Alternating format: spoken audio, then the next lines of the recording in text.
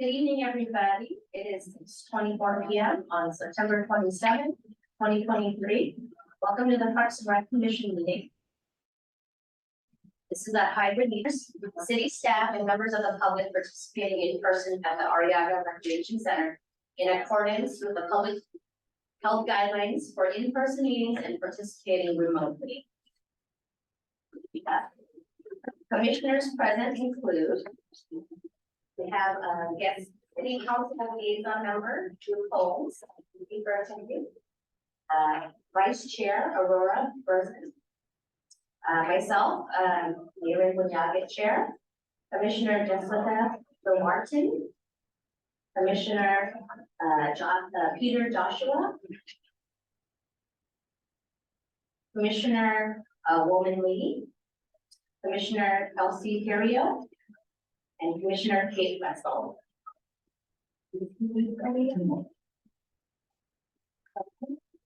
Staff present include Don Reinhardt, Library and Community Service Director, Nick Shedda, Assistant Library and Community Service Director, Rondell Howard, Library and Community Services Supervisor, Tricia Mullen, Library and Community Services Supervisor, and Ashley Walker, Management Analyst.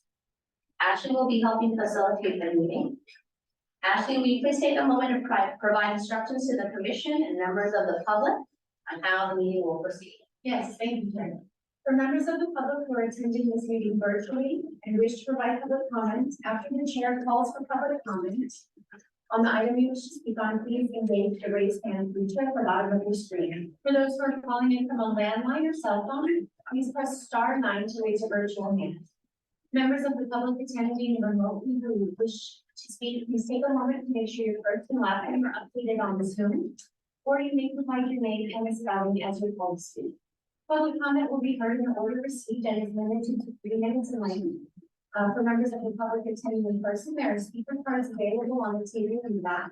Please complete one and turn it in to me before public comment is called for the item you speak on. If there are a large number of public commenters, the time limit may be adjusted by the chair in order to allow everyone a chance to comment. When your turn for public comment has arrived, staff will unmute you. And with that, I'll turn it back to the chair. Just as a note, we have 21 virtual attendants. Under public comment, the public may address the commission on any subject not listed on the agenda. Each speaker may address the commission once under public comment for a limit of 3 minutes. Given the nature of tonight's discussion and the amount of public comments and possible virtual comments, we will limit it tonight for 2 minutes, and I will try to honor everyone's 2 minutes and make sure to let you know when your time is up. So that way that everybody in public here in person and virtually can have an equal amount of time. People as well. Please clearly state your name and address or political jurisdiction in which you live. The commission cannot act on items not listed on the agenda. Therefore, the commission cannot respond to non-agenda issues brought up under public comment, other than to provide general information. And then, actually, do we have any public comments? At this time, if you'd like to make a public comment on any item not listed on the agenda, please notify the staff liaison by using the raise hand feature at the bottom of the screen. If you're dialing in, you can use *9 to engage the raise hand function. And there is one comment, but I will say that again, this is for items not on the agenda. So our commenter is Carol Fan. Carol, can you hear us? Yes, can you hear me? This is Carol Fan. I am a resident of Menlo Park. I think you're suggesting that potentially, because I'm I wanted to comment about the recreation report. My one comment is, or two comments is, one, I just want to make sure that, like if Kneeling Park can stay there for the Hillview tennis team, that would be wonderful. And two, if it is possible to build new pickleball courts with an idea in mind that potentially they may end up being used as tennis as well, that would be a great way to, sort of make sure that we're being maximally flexible. All right, thank you.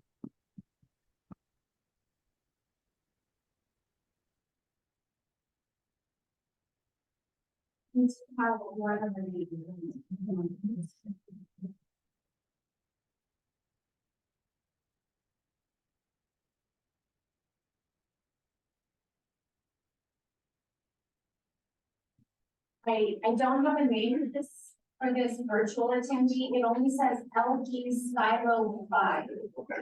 This is the call for comments for items not on the agenda.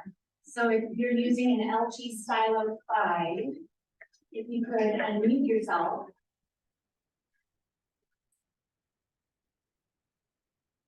Can you hear us? I think we're gonna have to probably circle back to that. That would be really problematic. Okay, great. We will begin tonight with item D1, a study session to review, actually, it's pause, I should ask for public comment. From the public. You know, we're gonna do a bit of a, sorry, Chair, we're gonna do a staff presentation first, and then we can take. Okay, comment, and then we'll go back to the slides. Okay, perfect. We begin tonight with item D1, a study session to review consideration for a focused addendum to the Parks and Recreation Facilities Master Plan to include pickleball.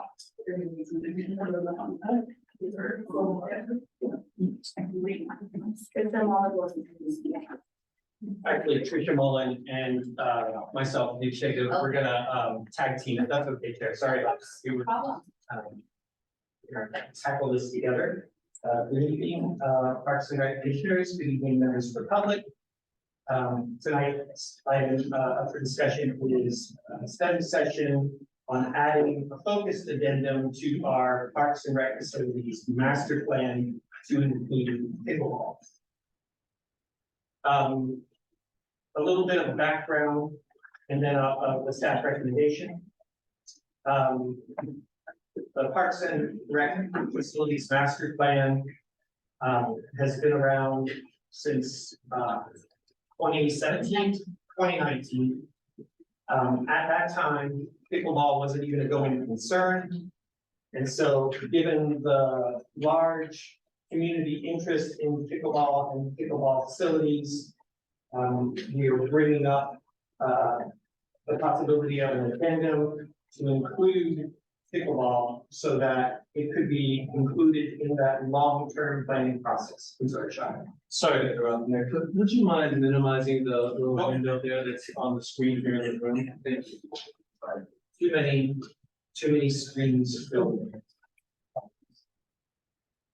So that's what we're here to talk about tonight. It's a study session. We're not asking for formal actions or recommendations from the Parks and Recreation Commission.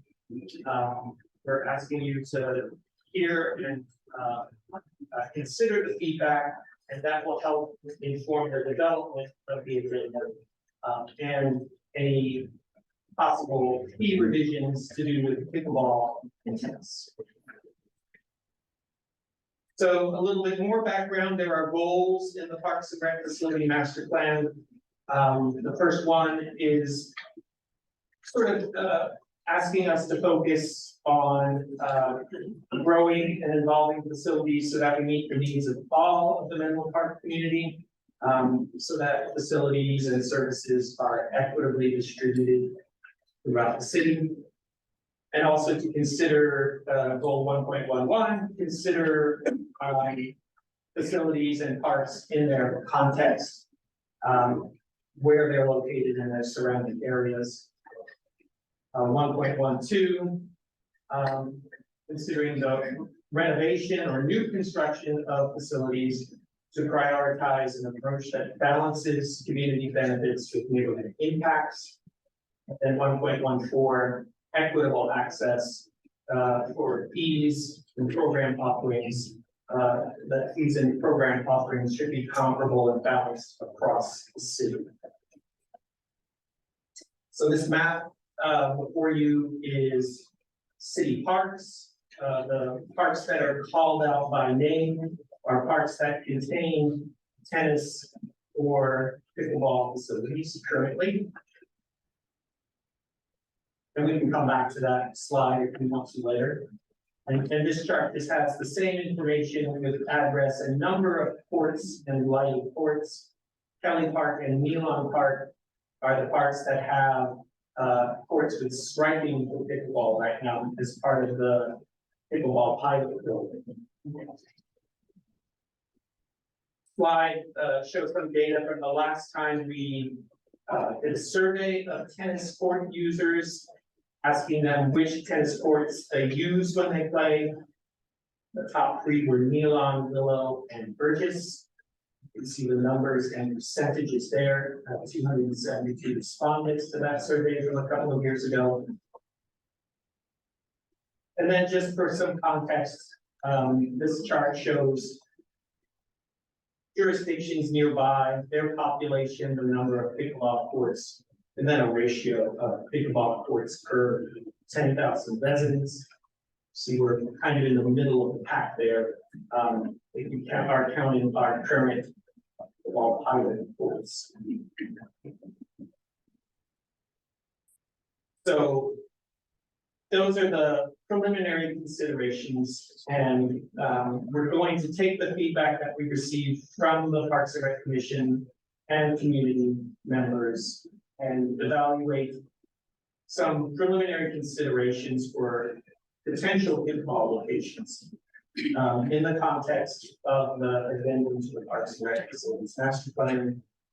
And these considerations that Tricia will walk through are sort of offered up in the context of the overall Parks and Rec Master Plan.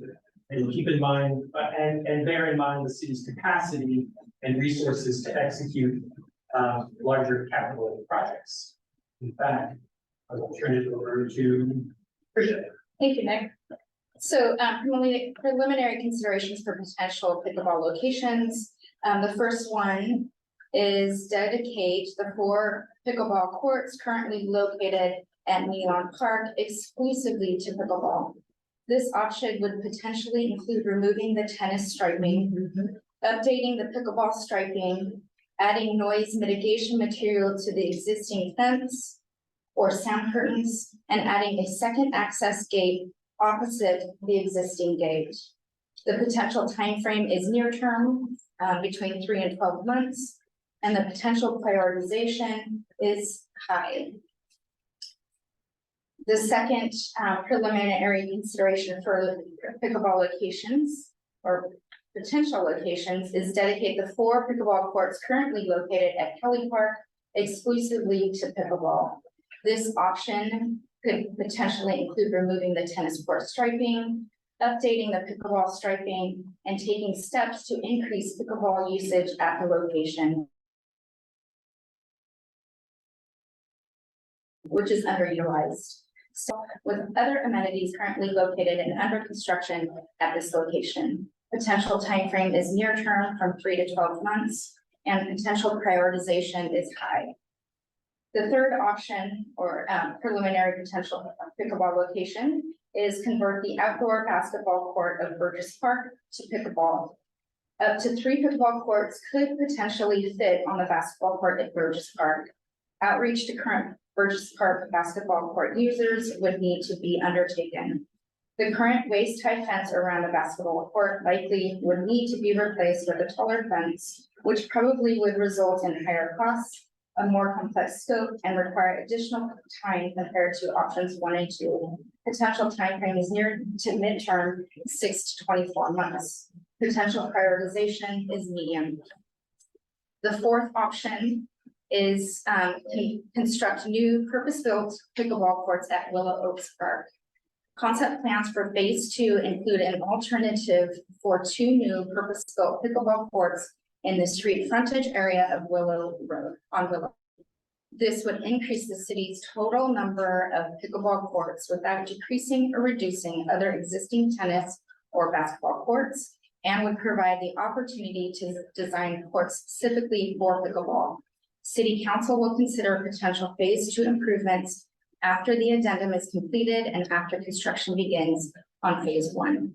Potential timeframe is midterm, 12 to 36 months. Potential prioritization is high.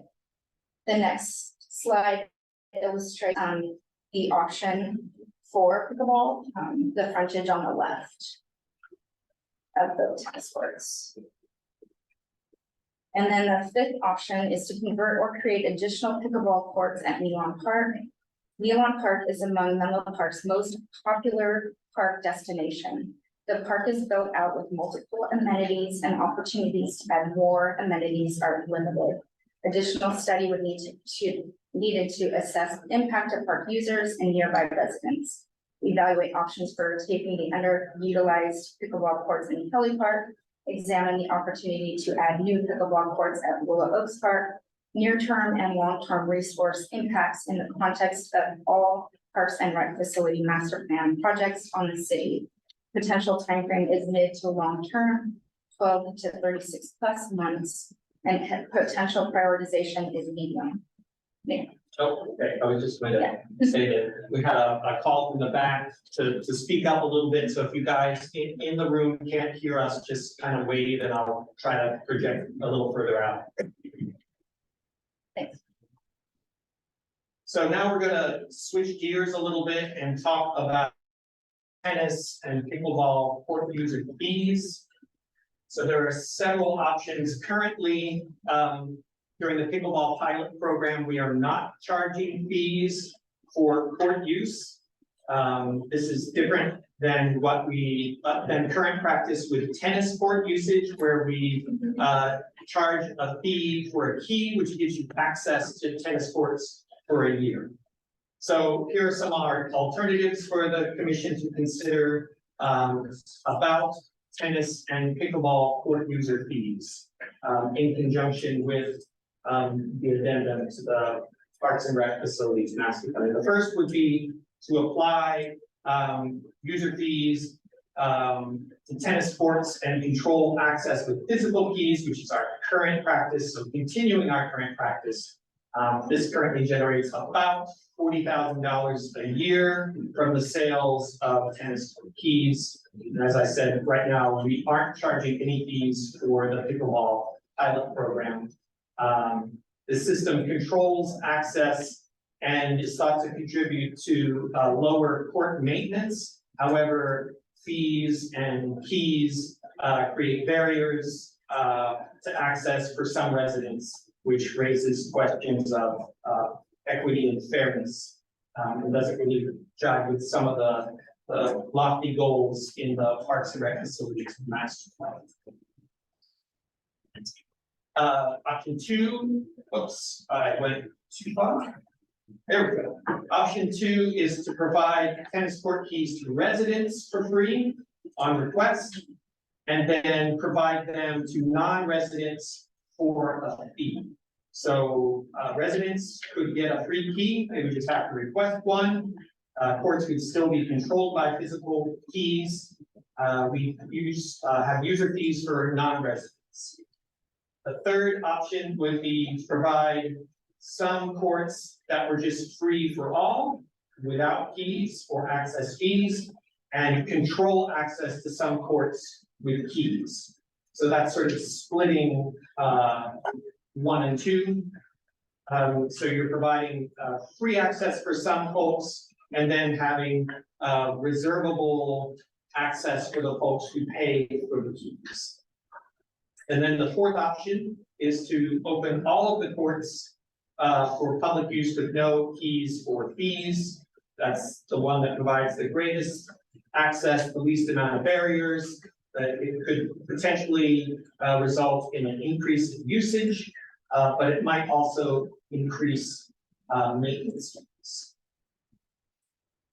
So that's the end of our presentation. We are going to synthesize what we hear from the discussion tonight from the commission's feedback with some of our analysis and all of the comments that have been coming in today and throughout this process. Develop a draft addendum for the Parks and Rec facilities master plan, bring it back to the Parks and Recreation Commission. That I will stop sharing my screen and turn the meeting back over to our chairman. Thank you. Our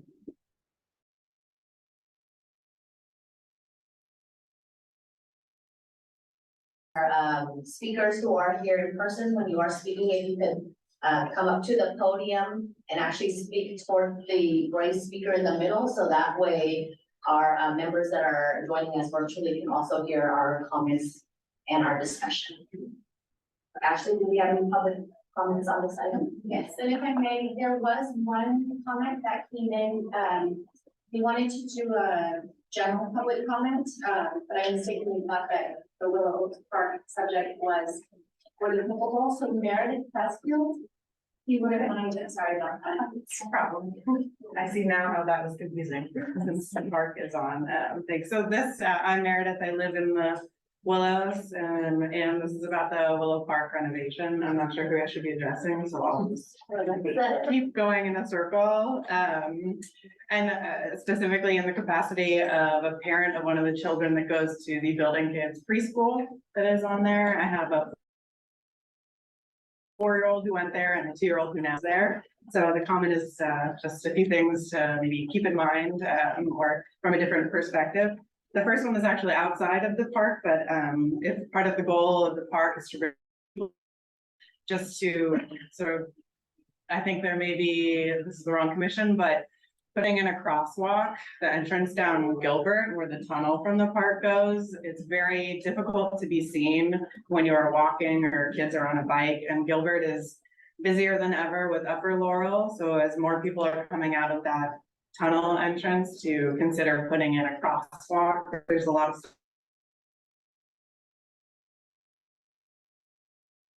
so I think that would be to the school and its administrators as much as possible in the planning. Those 2 to 6-year-olds spend a lot of time outside, so the noise and the asphalt and everything that will be done during construction is really going to impact these 2 to 6-year-olds. We all remember they have things like nap time and quiet time, and trying to, I know it's difficult to work around it, but keeping their routine as much as possible and informing the school when certain phases are gonna happen. They use the playground as sort of a field trip a lot during the summer, and just to keep that in mind, they also use the basketball courts, just sharing information. They bring their tricycles there, so they use that. It's a very neighborhood school. As you may know, the Roberts School closed after about 40 years. So there's one fewer schools in the Willows for residents in the Willows. So another reason, also that path, that's the phrase one, is used by a lot of people to commute to Laurel School and little kids on bikes. So the last seconds, maybe you could consider putting an extra crossing guard in the morning at Willow and Gilbert, if that's the way that kids are supposed to get to MA and Laurel while the first path is closed. Thank you for your consideration. Thank you. May I say the remote audience is having a difficult time hearing? Is there anything that can be done to improve that? We move that closer? Yeah. We put it on there? Yeah.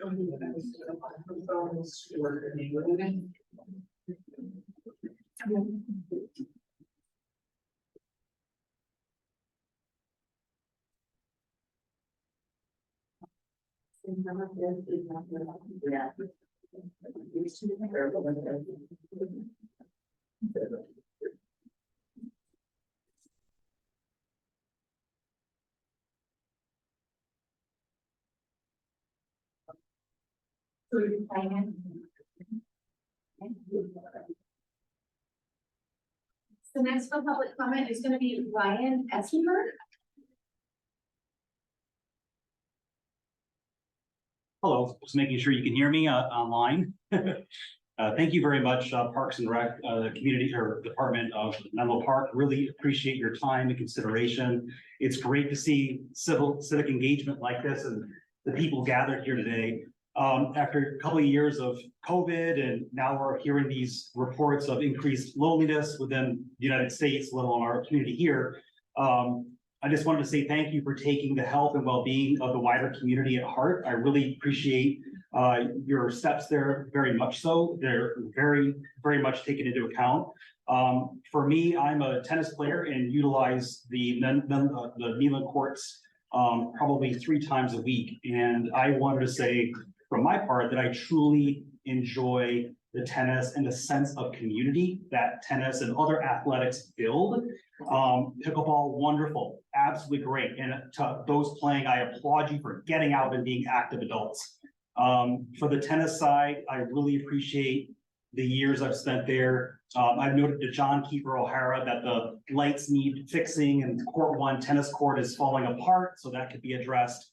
But overall, I just wanted to say to you once again, thank you very much for maintaining the tennis courts. The sense of community is unbelievable. Thank you so very much. You have a grateful community here. And yeah, thank you so very much. Yeah, thank you.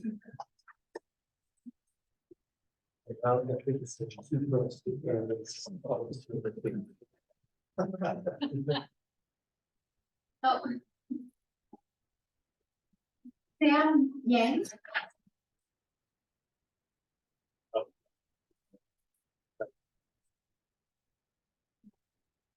Hi, so, thanks for having me.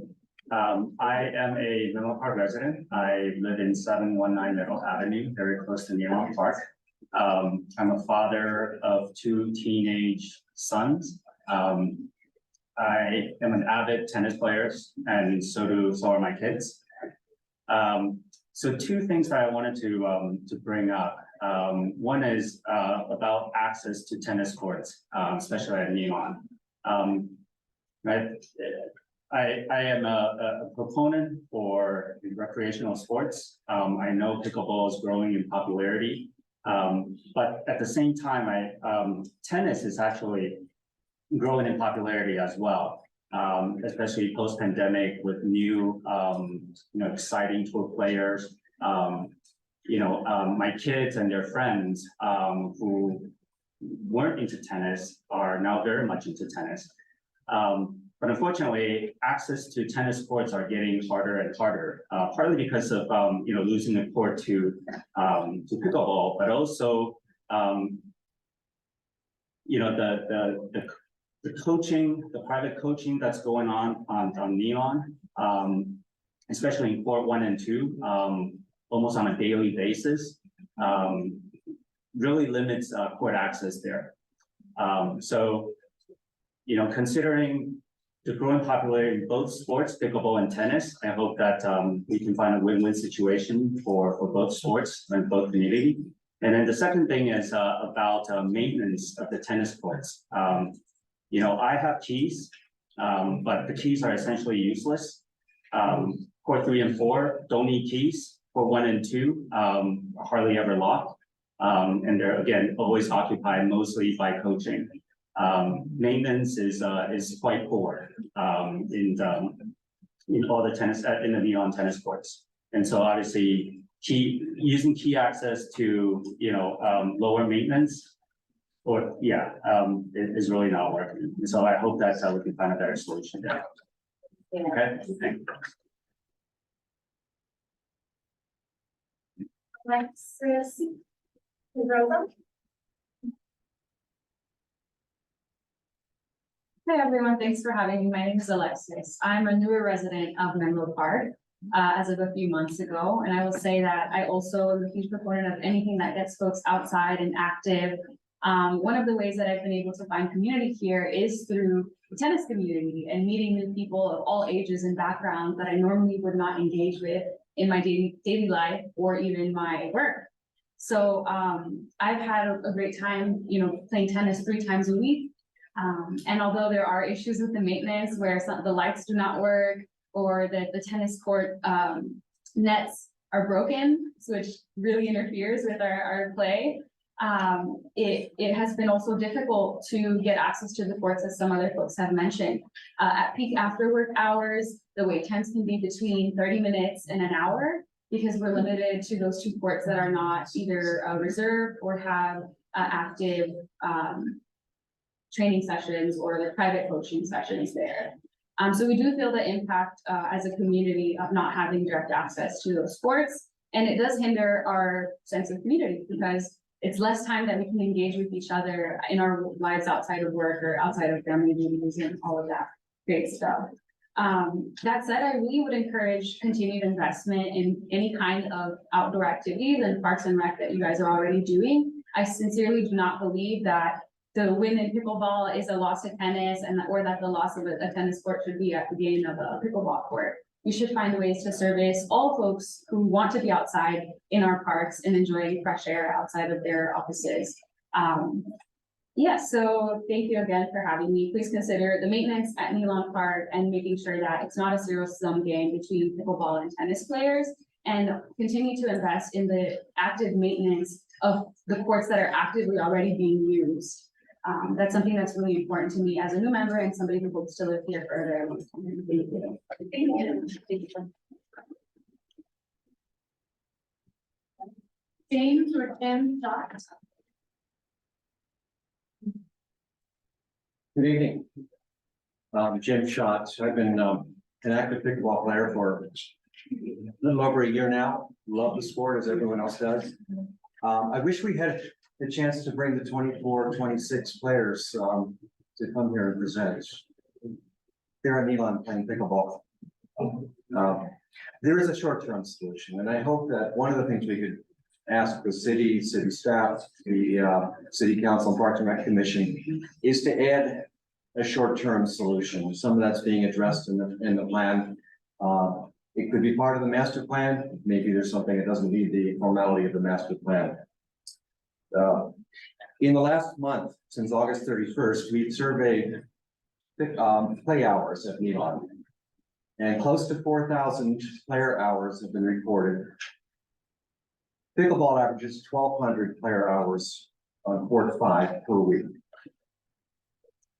The tennis courts are averaging 100 player hours per week, each court. Say this only to demonstrate there is a huge demand. There's a demand for tennis. There's also a very, very strong demand for the pickleball. Residents, half the players play pickleball are from Menlo Park, half are not. Everybody plays in other cities because there's not enough space. There are solutions. We've, one of the things we'd like to ask for are trash bags. Some maintenance pickup at the court. Also to recommend very strongly that the city consider amending the agreement with Hillview to increase their use from 2 courts to 4 courts. And as part of that, contribute to the court maintenance fees. The master agreement does not recognize 4 courts currently. As far as fees, I think everybody, tennis, pickleball, would prefer that the key fees that have been reducing over the years be dropped. It's not, I think it's closer to 25,000 a year, not 40,000. That may be the average of the last few years, but it's dropping, and a significant majority. Other activities encourage that at Kelly Park, at all the tennis courts, and at Nealon Park. Just wanted to let your time's up. Good. Thank you. Want to make sure everyone gets a chance to speak. Then we're also going to discourage clapping as well, so that way everyone, whoever's speaking, we're just listening to comments and not giving acknowledgement for different comments. Thank you. Fairness for everybody. It's gonna be Ben Sarabi.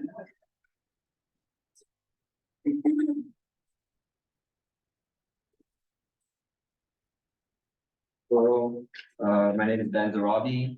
I am a Menlo Park resident at 1524 San Antonio Ave. I just want to thank all the city staff who are here. I work in local government, so I understand and appreciate all the work that you guys do and put in every day, providing services to residents. I just want to echo my support for my friends back there for tennis courts, access to tennis courts. We're not anti-pickleball. Pickleball seems like a lot of fun. I think there's a lot of enthusiasm for pickleball. But I would be in support for the option 4 that was presented, just because we don't want tennis courts to be turned into pickleball. You know, it's great if pickleballs can be constructed separately and just be reserved for pickleball only. I play at Nealon Park mostly. I play at Burgess too. A lot of nights we have to wait to play tennis. So there's a lot of people who want to play tennis. But yeah, so I think if the courts could just stay tennis and pickleball courts, which we construct separately, which don't need as much infrastructure as tennis courts. I would be in support for that. Also, our tennis courts need to be maintained. They're not being maintained. It can be very frustrating when you want to play, especially at night, and half the lights are off. It really takes away from the experience. Yeah, thank you.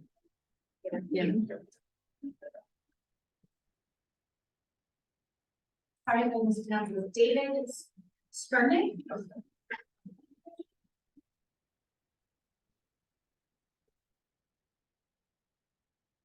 My name is David Skirmick. I live in Menlo Park, and I play tennis twice a week at Nealon Park.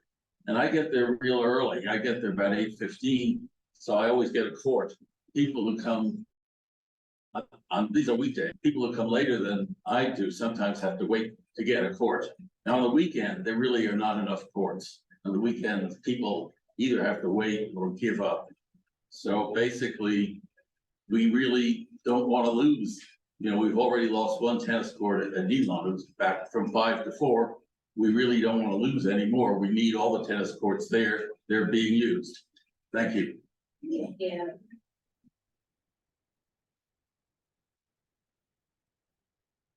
And Team Ronald.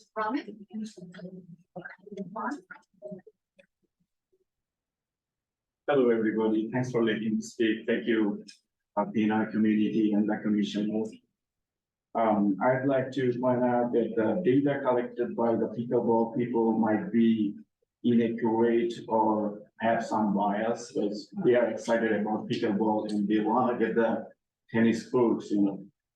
I'd also like to point out that Nealon Park is in a residential area, and the noise is a bit of a problem, quite a problem for some residents. I live here too. So tennis is going a lot since the pandemic. There are a lot of new players who don't know their way.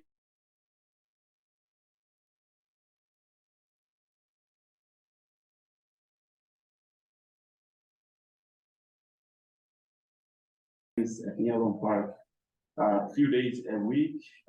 We are having trouble with finding enough courts. The courts are most of the time not free. Hopefully everyone is able to listen, who are able to. So due to that, people are waiting a lot. We are waiting a lot. We are already very much frustrated, and there's pickleball noise on the other side. The lights are broken. The senior players can see at night well, so they are very frustrated sometimes why they are not properly able to return. So maintenance is an issue. I'm sorry, it feels like I'm complaining a lot, but these are the things the players tell me too, like why they're weak. So Burgessburg would be awesome too for pickleball because it's kind of far from residential area. I'm not sure if the pickleball thing fits right well in the Nealon Park setup where a lot of residential people are around. And for tennis, we would love to get more courts if possible from Menlo Park City. I'm sorry I'm asking a lot, but thank you so much for letting me speak. Thank you. William Henson. Thank you. My name is Bill Heinzen. I live in Woodside. And thanks to the commission for doing this master plan and more importantly, keeping it updated as the requirements and need and the users change and the society changes. I first started playing in Menlo Park, even though I live in Woodside, back in the late 1970s at Burgess, when it was in a different configuration, where there was a lot of tennis courts. And so you've been responding to the changing needs. I just want to give you my perspective of not being a Menlo Park resident. I live in Woodside. I use the Nealon courts because, to my knowledge, there are no public tennis courts in the town of Woodside. There are school tennis courts, but not public tennis courts. So that explains my presence. And furthermore, I live in San Mateo County and I pay my taxes in San Mateo County. And I presume that San Mateo County makes distributions of tax revenue to the municipalities. Maybe we can talk more. And so I don't feel at all apologetic of using Menlo's wonderful facilities. So I play there 4 times a week, Monday, Tuesday, Thursday, Friday, usually plus or minus. And so I really appreciate the presence of the courts. And in addition to that, I second and support all the other comments that have been made by my fellow tennis players earlier tonight. So thank you. Thank you. Nate Gardner.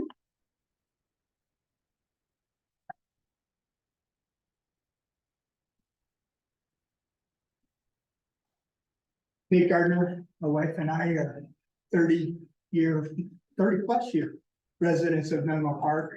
I play pickleball 3 to 4 times a week, mostly at Nealon, occasionally elsewhere. My wife just retired and she plans on playing pickleball at Nealon quite a bit more. She's taken lessons with David and Kelly. Really enjoyed that. Excuse me. I promise I don't have COVID. So as I was reflecting what to say in such a short amount about the numbers, 58 million played pickleball last year in the United States.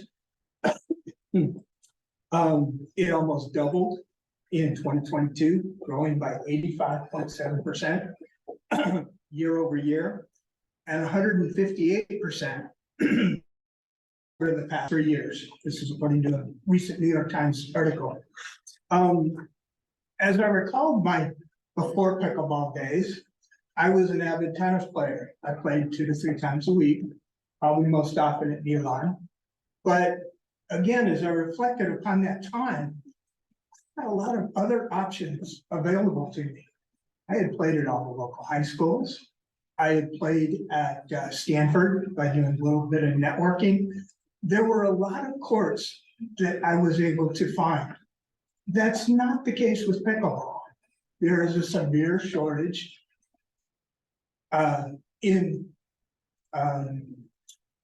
for the number of pickleball players that want to play now. It's just a constrained situation that we need more courts. So in the short period of time, I'd like to advocate for more dual use courts in Menlo Park. Let's have some equitable sharing between the tennis community and the pickleball community. Thank you.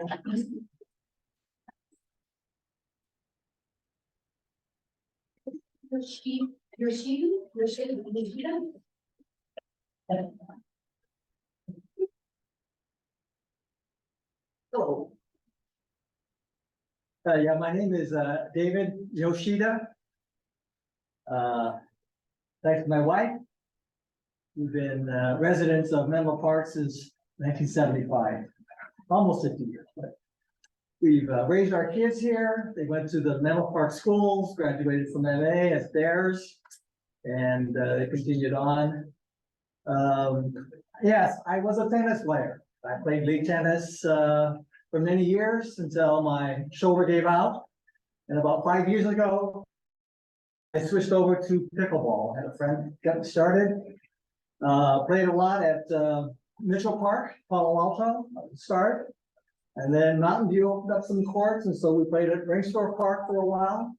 And then finally, Nealon painted 4 pickleball courts. Initially, we borrowed 4 portable nets, and I took it upon ourselves, my wife and myself, to plant the nets there at Nealon, and started in 2 years, October, that we started to play pickleball at Nealon, and my wife and I try to play every day, 9:30 to noon. We've got other duties in the afternoon. But yeah, we've noticed in the last 2 years that pickleball has really grown here at Nealon. And we've also noticed that the other tennis courts are not as well used. So what I'd like to advocate is to have sharing of the additional tennis courts. Pickleball nets have wheels on them, and we can wheel them off and on the court.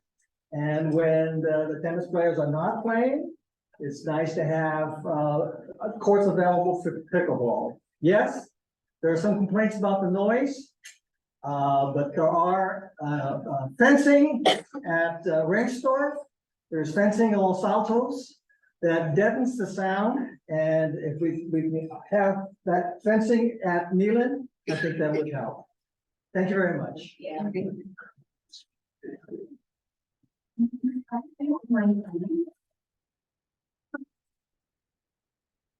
So we're gonna be moving on to online comments. If you have a phone number 3649.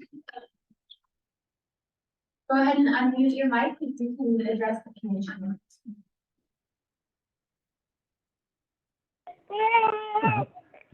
Hi. Hello.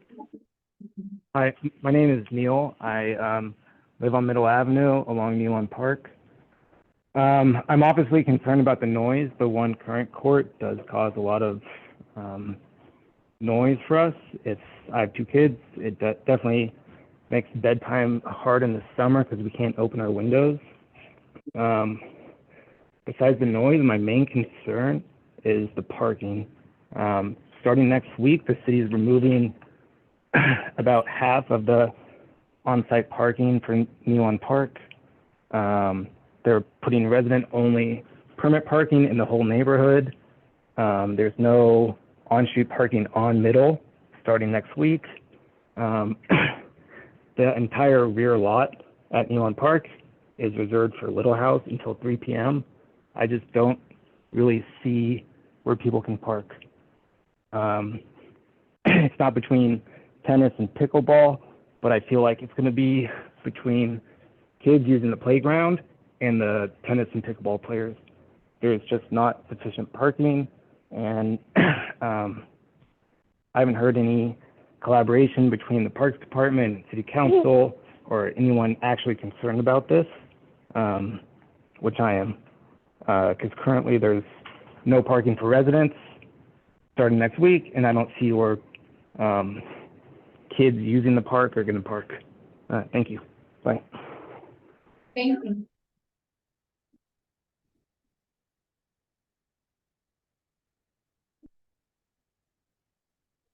Fred? Fred, Can you can you hear us? Can you hear me? Yes, we can. Okay, yeah, I'm a resident of Menlo Park. I live right next to Elon Park. It's unbelievable crazy. People don't give a dime around here. They play until 10:30 at night. They don't give a dime. This is every day. I have to call the police. I mean, you can ask the report from the police to see how many times a resident have called to send somebody here to let them know it's done. 10 o'clock, they are 10:15, 10:30, 10:20. They don't give a dime. These people have no respect. Remember, we work. We're not like these old crazy people that are already retired and they don't give a dime, playing late. They're supposed to be at their work. There's supposed to be some kind of respect for other people that are still working. I get up at 4 o'clock in the morning to start at 5 o'clock in the morning. What time am I supposed to leave? This is every day. This is not for residents. Let me tell you, this is not for residents. There are very few people from Menlo Park. Most of them are from Palo Alto and Redwood City. Why are we providing them anything? And besides that, this is not something that, individual people goes to play. There's an organizer in there. There's this fellow is charging $90 per person just to make a big group. Somebody's making money out of this. I mean, is the city cooperating with this fellow? I have no idea who he is, but it's not right. That we are supposed to be bothered by other people this late at night. Hopefully you take this in consideration. I'm sure you're not being bothered at your house, but we are being bothered here. So we need to stop this. Move the entire thing somewhere else. I don't care where. Bring the library here and you can build whatever you want at the library place. That would be much better. Thank you. Alex Goldhammer. Yeah, can you hear me? Yeah. Excellent, yeah.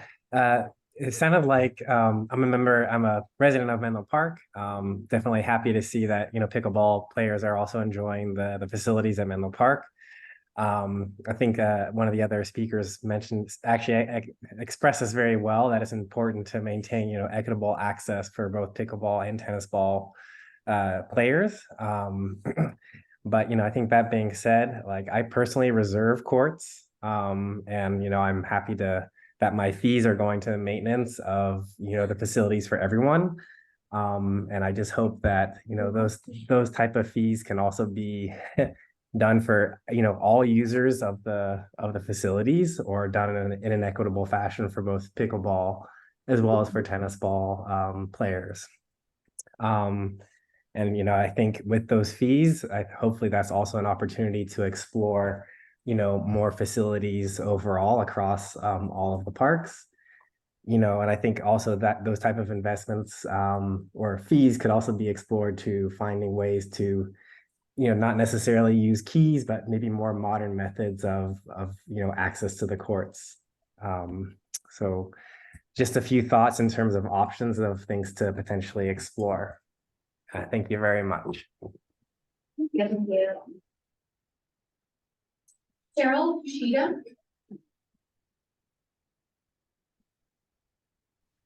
Hi, good evening. This is Cheryl of Menlo Park. I'm just speaking in favor of preserving and upgrading the Nylon tennis courts where my family play regularly. Last school year, the Menlo Park Middle School varsity and junior varsity teams at Hillview and La Entrada, where my son attends, competed at these courts. And many kids who don't have membership to private clubs, including my own, practice on these courts regularly. So eventually these Menlo Park children will play for their local public high school teams against the best teams in the Bay Area and in the state. In high school, in CIF, that's the California Interscholastic Federation, and junior USDA. So for example, when you sign up for a USDA tournament, you list your name and the city where you live. So these kids literally represent Menlo Park. So hopefully, reducing the number of available courts or even sharing, it's already actually hard to get a tennis court at Menlo Park at peak hours. These would really limit the kids' opportunities to play for fun and play at a higher level, including those who are talented and driven, but don't have the means to join country clubs. Just think, the young Venus and Serena Williams. So I really hope that, we love the new pickleball community. I'm glad they're getting out and getting exercise, but let's explore alternative out-of-the-box solutions without hurting other sports. Thank you.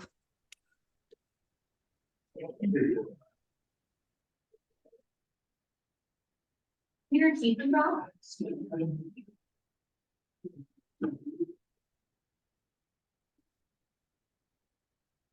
Peter, can you hear us? You can address the commission.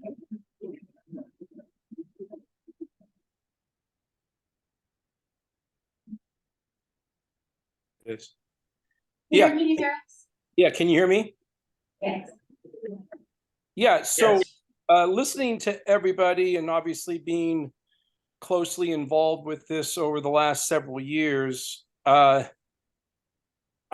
just want to put forth a very rational, realistic solution to this rather than just complaining for 3 minutes. And that is the biggest frustration for the pickleball community is when we're playing on the one court that we're allotted and there's groups and groups and groups waiting to play. And then we look over the fence and there's no tennis players playing on the adjacent court. That is the number one frustration. Now, I hear tennis players, they have a hard time at times getting on courts. I get that. My one question, my one solution is, if there are no tennis players playing, can the pickleball players play on court 4? That's the question. If the tennis players are all playing, fine. I get it. They don't want to give up a tennis court at peak hours and all that. But the biggest frustration, and the pickleball community has been documenting this for years. There's a lot of times throughout the day when the pickleball court is packed and there's nobody on the adjacent tennis court. That's the number one frustration. And it, like the lady said, it's not a zero-sum game. If there's nobody playing tennis, can't we just have the rollout nets and have the pickleball community be able to play on the adjacent court? Simple, rational. It's not putting anybody out because the court is vacant. That's my suggestion. Hopefully we can have a discussion on whether we can get that done. Thank you for your time. Thank you. And the next public commenter just has Zoom user as their name. If you didn't enter a name and you would like to address the commission. Sorry, I think that was me. Can you guys hear me? I'm sorry, this is Olga. I live right next to Newland Park. Can you guys hear me? Yes. Yes, can you guys hear me? Yes. Okay, great. My name is Olga. I live at 847 Robley, so I border Newland Park. I can hear the pickleball, I can see the lights. And I actually had tennis keys for 3 years in a row, and I had trouble finding a partner, getting out there was mostly empty. And when I had my newborn, I would walk by a pickleball court and actually had David and Hiroku just welcome me in with the stroller. I rolled in the stroller, my husband and I started playing, and I haven't stopped since. So, I do think there's a lot of data that has been collected in terms of the courts and not being utilized. So there's 80% of the time of one of the tennis courts during all the hours that it's not being utilized. So there are courts that are underutilized.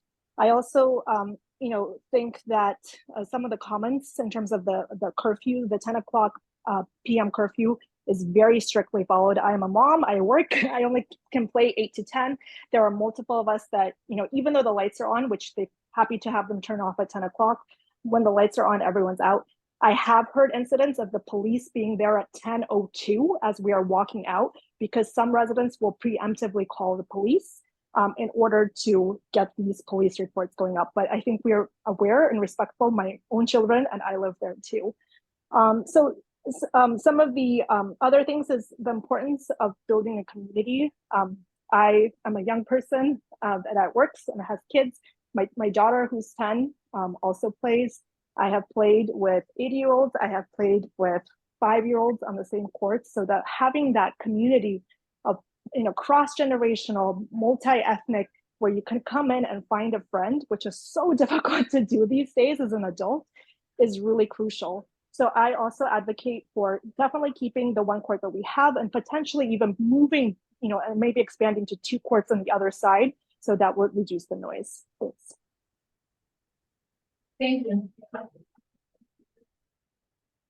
Kim Carson.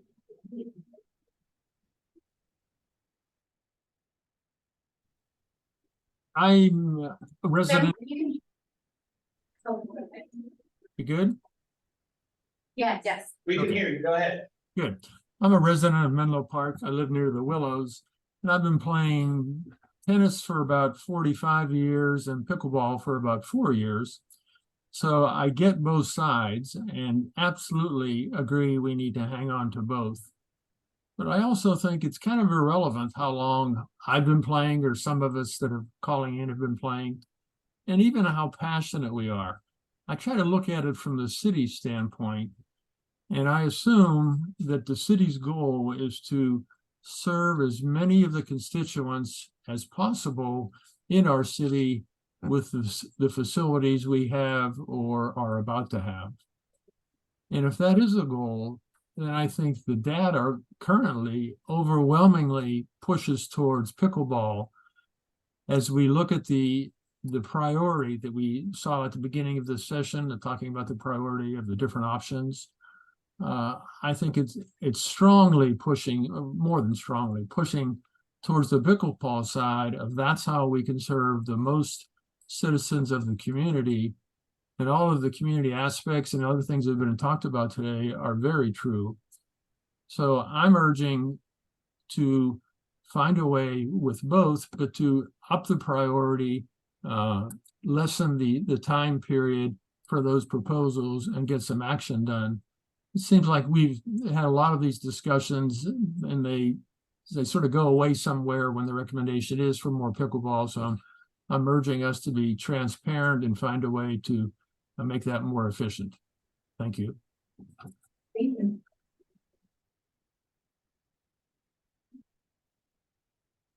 Brian Kissel.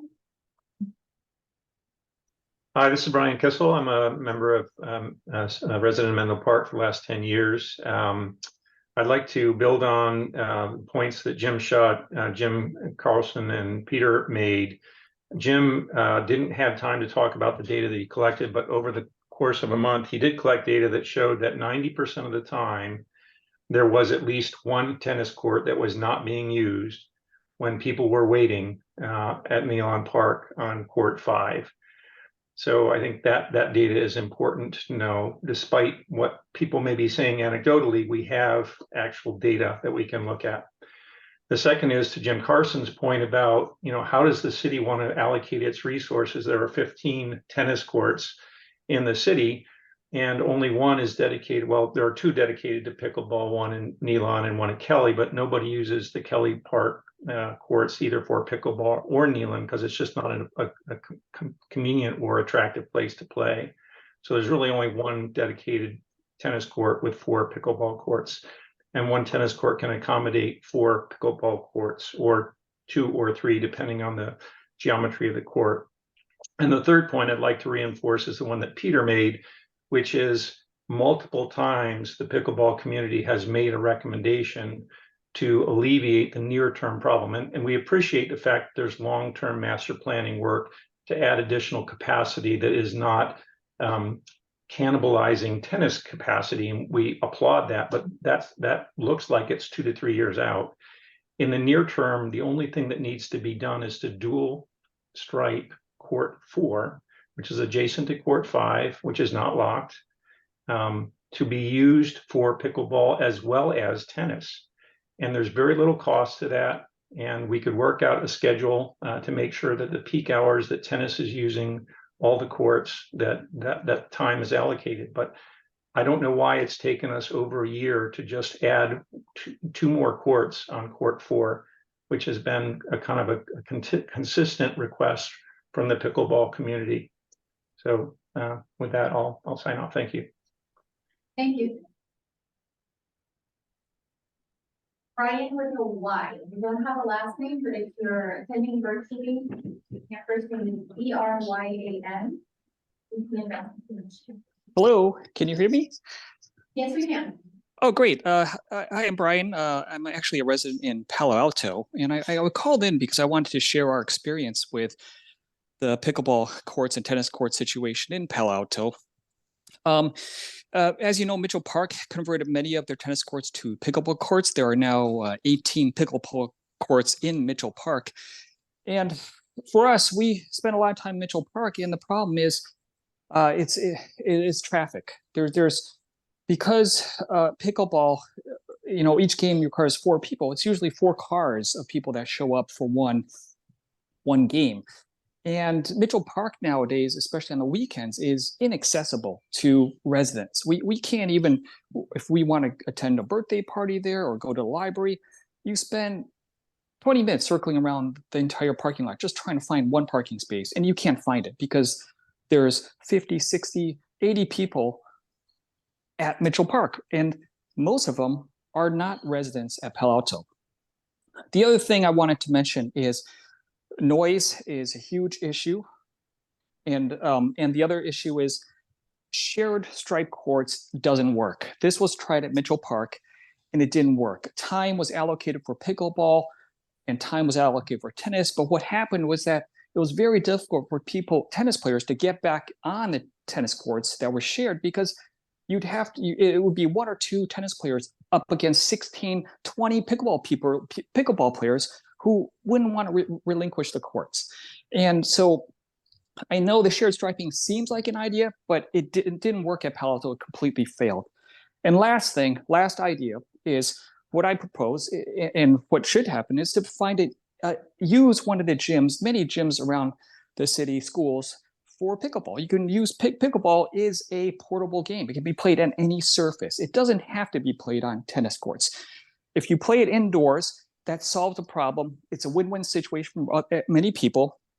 And you utilize space that's currently not being utilized, for example, in school gyms. And then pickleball players can play during the rainy season. Thank you. Thank you.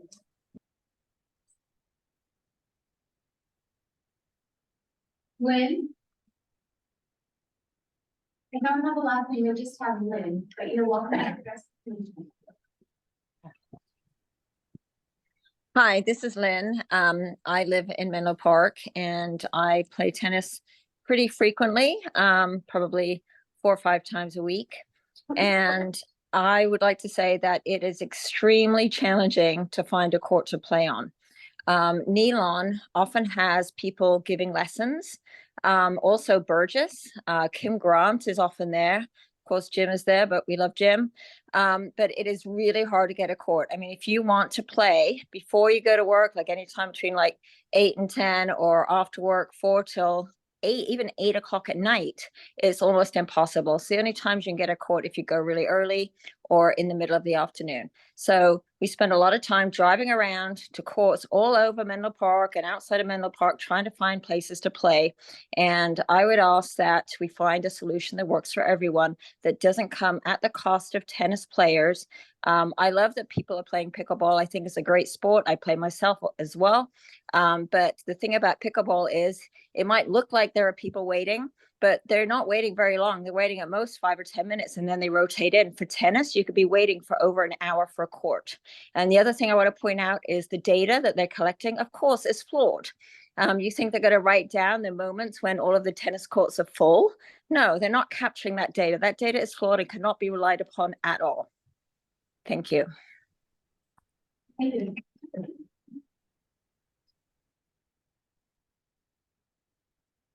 Carol Pham?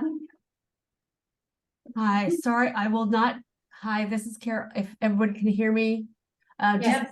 I'm not going to double speak again because I know I took up some time before, but I did want to sort of reinforce what the previous person just said. I mean, I think that there's a little bit of access issue when you're looking at data about, you know, whether people are playing on the pickleball courts or the tennis courts, because the tennis court people were supposed to pay. Now, not always, that they're not always paying. I get that. And certainly some of those courts are open without a key, but most of the tennis people are supposed to be paying for a key. And so therefore, when you're looking at sort of, you know, whether people are using it or not, like right now, pickleball is free. So lots of people can come, but it's harder for tennis people to come because you were supposed to pay the key. And sometimes getting that key is really hard. I just had some difficulty getting it this past year. I mean, I know that I think everybody's short-staffed because COVID and like, you know, everybody getting back and stuff. So I know that that's an issue, but I did want to just point that out, that it's a little bit hard to talk about survey data when like there's one side does, you know, like the pickleball side didn't have to pay, and then like the tennis side, at least half the time people paid. So just wanted to point that out. Agreed that there's some flawed problems with survey methodology there. Thanks.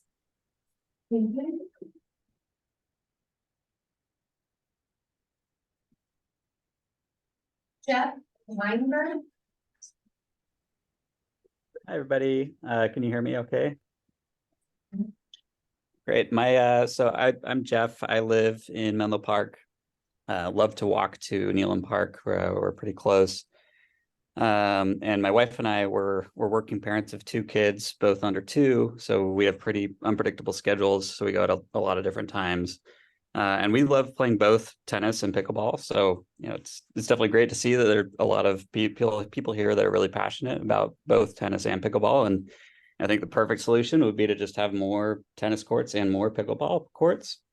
But I'll just say our process is that we usually bring rackets and balls for both sports whenever we go. And so I know there's been kind of a talk about data collection, and I know this might seem a little bit anecdotal, but we usually end up playing tennis and pickleball at about a 50-50 split, and that's just dictated by whatever's open. And so we see a lot of times where, we can't play tennis. We see a lot of times where we can't play pickleball. And so we're just always ready to play either one.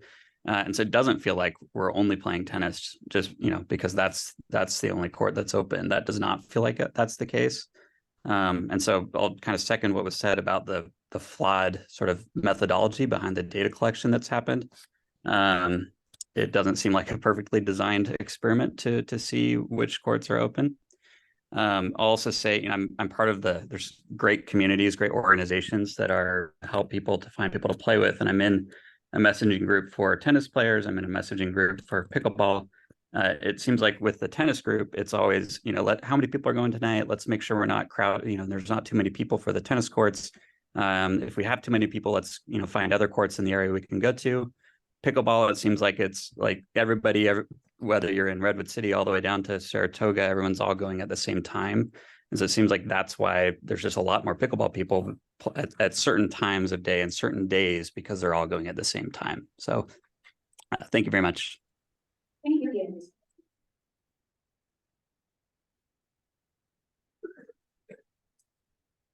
Giles, Graham. Hello, can you hear me? This is Gilles Van Rumbeck. I'm a Menlo Park resident. My son plays a lot of tennis. He plays a couple of hours every day, and he's totally addicted to tennis. And the tennis is actually very hard to find tennis courts, especially in the winter when the daylight is getting shorter. And I understand that there is a need to get more pickleball, but also tennis court, like it was mentioned before.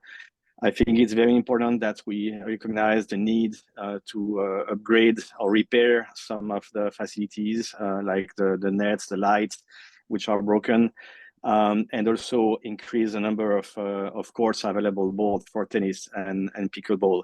If you consider the cost of building a new court for tennis and pickleball, I assume it's much easier to find a new location for a pickleball. As it was said before, even you're reusing basketball courts, even indoor eventually, so people can play during the winter when it rains. I just don't like the fact that we basically give up a tennis court to convert them into pickleball. I think we should create new courts and not reuse existing facilities. That's basically what I would like to suggest, that we work together to find a solution for everybody and not impact one community versus another one. I also think that the analysis which was done to find out how many users are using tennis court versus pickleball is not very fair, in a sense that the pickleball courts are free and the tennis courts are not. So, but that's just a comment on the report. Thank you very much for your time. I just hope we can all find a solution together to get more courts, both for tennis and pickleball. Thank you. Shani or Shane? Hi, can everybody hear me? Yes. Yes. Hi, this is Shani Podell. I've been a resident in District 2 for 17 years. I play tennis and pickleball. I've also coached the Hillview tennis team for 2 years. This year we had 87 kids, including some kids with special needs. Ryan Essenberg, who's in your audience, actually helped coach one of those teams. So I'd like to thank him for donating his time. I'm at Neelam almost every day playing tennis, pickleball, or both. I am a member of both communities and I love both sports. I'm 100% in favor of building a pickleball facility at Burgess Park. I'd like to see us looking at fast tracking that and starting with converting the outdoor basketball court as soon as possible. If it's possible for the city to accept private fundraising for this, I'd love to help with that. The fencing I actually think that the fencing at Burgess is fine as is. A lot of places have waist high fences and it's already 10-foot baselines, which means the ball's not going to fly. So I really think that we should look at that in the near term. I also think that Burgess should be the future home for pickleball because it's a great location with parking, facilities. It's accessible from all districts and it's 440 feet away from the nearest residence, which I think is key to long-term harmony in our community. And I'd really love to see us focus effort there and build a beautiful facility for everyone to enjoy. Unfortunately, I do not support expanding pickleball, even dual striping at Nealon for multiple reasons. One is that we just lost the courts at Willow Oaks, which means actually there's 9 tennis courts and 8 pickleball courts. So we're almost equal. Regarding the usage data, I've examined it. I even tried to help gather it. I've raised my voice several times that I didn't think it was accurate. If you want to do a study, we need to install cameras. Last thought is that, you know, when it comes to, well, I know I only have a moment. What I would say is that other communities continue to flock here. I know it's 50% non-Menlo Park communities. We're feeding an unlimited demand from outside our community that will continue to grow if we continue to supply more tennis courts. This just isn't sustainable. We don't have unlimited tennis courts to share. So first it's court 4, then it's court 3. There's no limits being put on that demand, and that's not equitable. That leaves the door open for continued clashes between our communities instead of working together to get what we want. So I really hope that you guys will consider how we do that. There's a lot of ways to mitigate capacity if people truly think that that's a problem right now, but we have what we've got right now. I think we need to work with that. May not be popular, but that's my opinion. Yeah.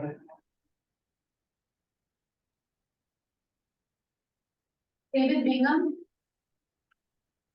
Hi, my name is David Bingham, and I've been a Menlo Park resident for 20 years, and I like pickleball and I love tennis too. And I think that we can accommodate both the tennis and the pickleball players by building more pickleball courts. And I think it would be really tragic to sacrifice more tennis courts to accommodate the pickleball players, especially since half of them aren't even from Menlo Park. So to hurt Menlo Park tennis players to accommodate non-Menlo Park pickleball players doesn't really make a lot of sense to me. Plus, tennis courts are very difficult to make and expensive. They have to be big and they have to be very flat. Pickleball courts are a lot cheaper and easier to make. So to sacrifice a really expensive resource to build cheaper pickleball courts doesn't really make any sense.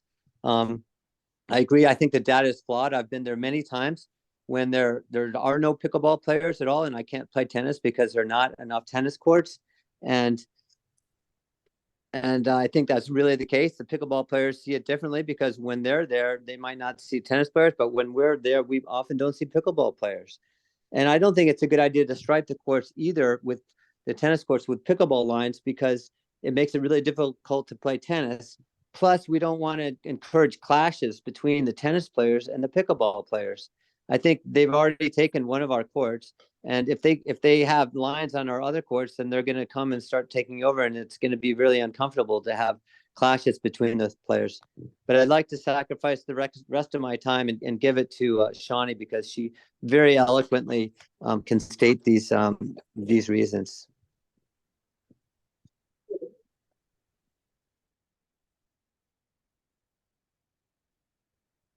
Malcolm Hobbs. Yes. Good evening. Can you hear me? Yes. Thank you for your time this evening. I think one of the interesting questions that really comes into play here in my mind is utilization. And I think there's a lack of understanding of history about that utilization for sports varies over time, whether it's basketball courts being used, whether it's setting up skate parks, whether it's pickleball or tennis, utilization changes as people's tastes over time changes. And clearly there's a conflict between pickleball and tennis. This is nothing new. It's the same as lacrosse versus soccer versus football fields.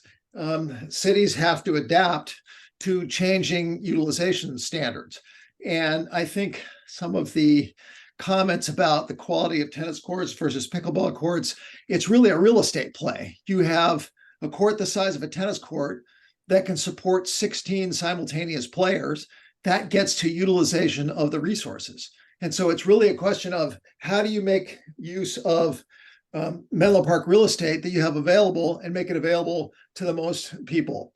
And I think the whole kind of white elephant about people coming from other communities is really just that. You have people from Menlo Park that go to Portola Valley, who go to Redwood City, who go to Palo Alto, and you have players from those communities that come here.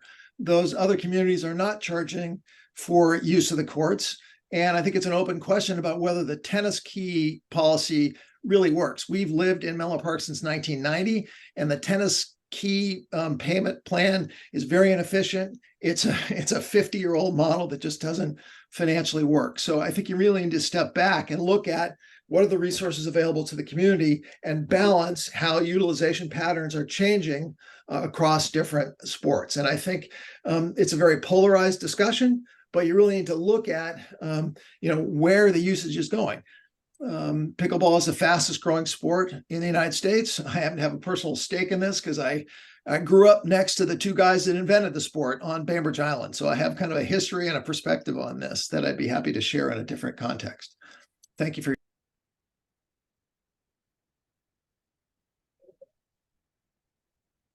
Amy Brow, I don't have a full first name, but if you Yeah. just want to- Hi. Hi, this is Anya Brow. I'd like to cede my time to Shawnee Podell, please.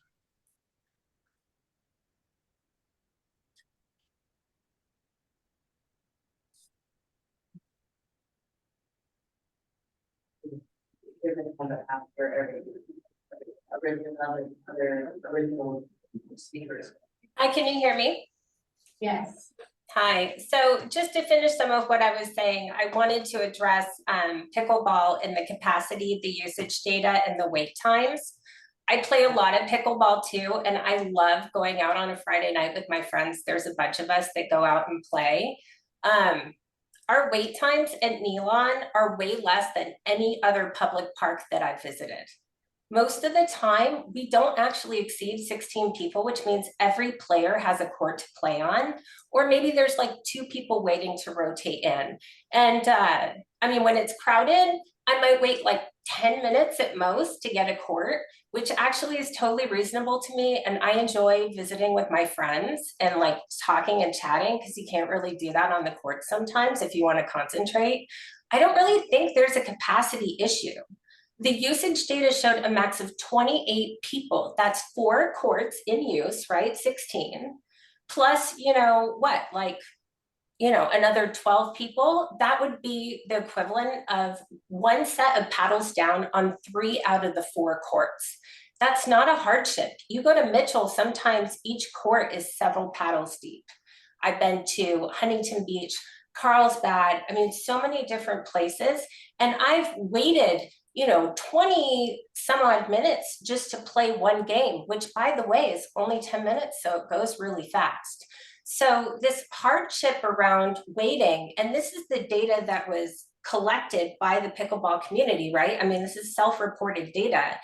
I don't see anything there that screams, we need more courts, we need more capacity. And by the way, that's with them saying that 50% of the people playing aren't even Menlo Park residents. So if you did need some sort of mitigation for the capacity, we could look at just having Menlo Park residents plus 1 guest per resident when it's at peak times.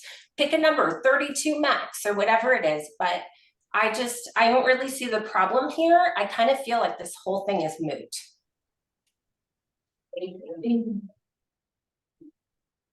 And at this time, there's no more public comment, so I'll turn it back over to the chair.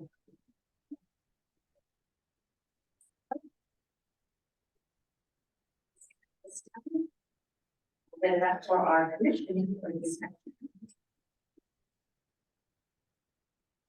I pause again. How many people like to take a 2-minute break? Do you okay with that? We come back in at 8:05. Is that enough time? 5 minutes? Is that enough time? Okay. Reconvene at 8:05 p.m.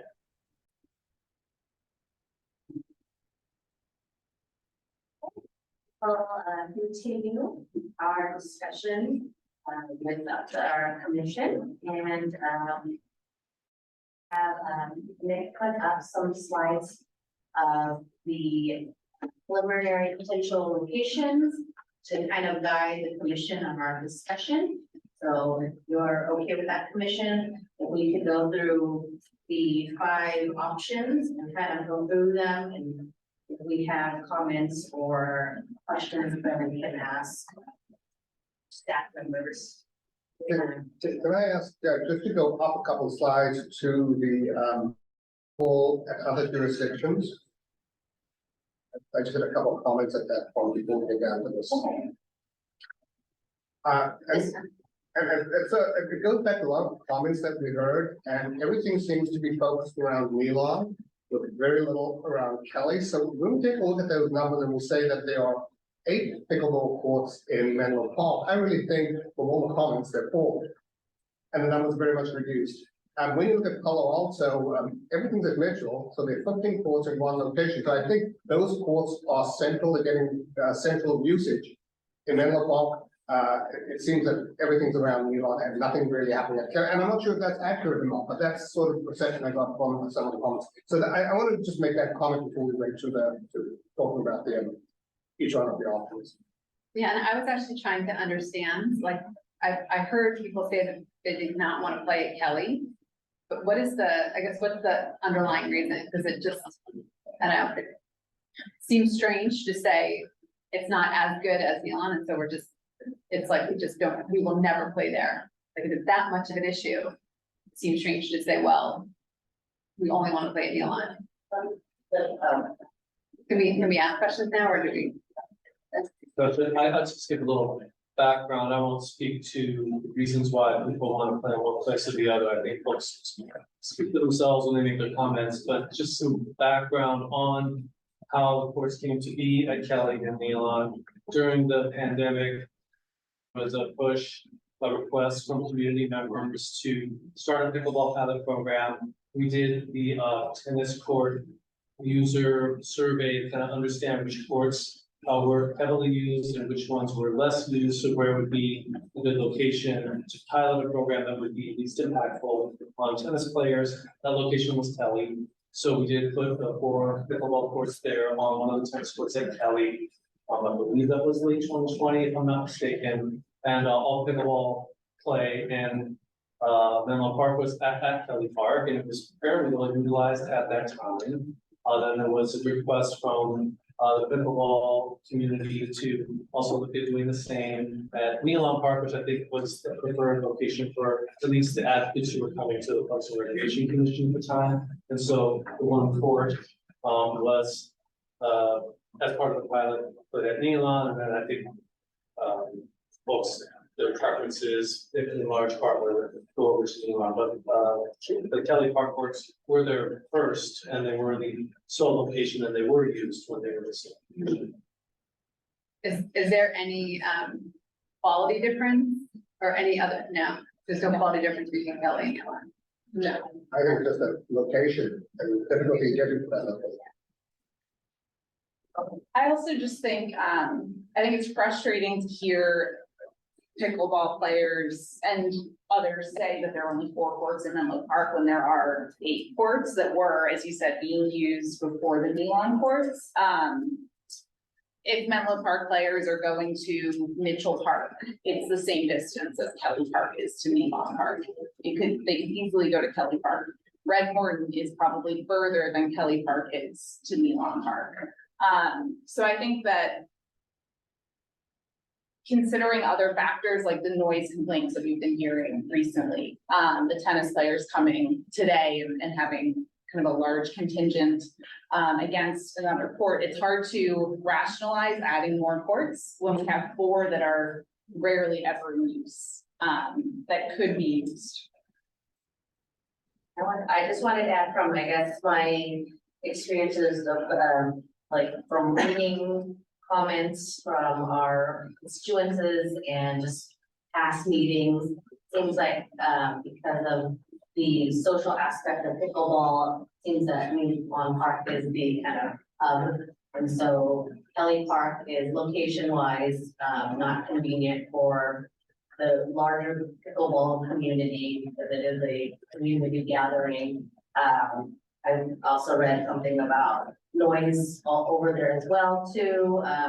Someone who lives in District 1 and has access to both tennis and pickleball, although I'm not a frequent player both of either. The times I have one, they have been always available for me, and I would say the quality is fine. I also can empathize pickleballers wanting to have their own dedicated space because of the striping. So I can empathize the need for having dedicated space for both, and also wanting to make sure that there's access to all types, regardless of how many players can play a certain game. These are 2 separate different games, so whereas tennis could be this many and pickleball this many, I think people have the option being in Menlo Park to play whatever recreational sport they want. And so I think, to be fair, each area, each district should have options for pickleball and tennis. And if we come to that conclusion where we have extra nets for non-utilized, that might be where we get to, but I want to make sure that every area has access to those options, whether utilized or not.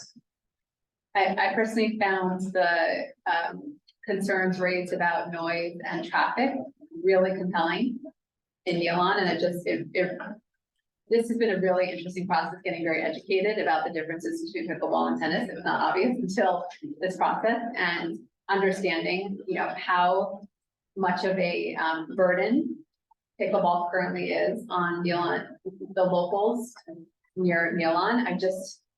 I would just be pretty concerned about adding any more. Like it already feels like it's actually a pretty big tax on the neighborhood, and they didn't, when they moved in, most of these residents did not, like, this was not part of the bargain, right?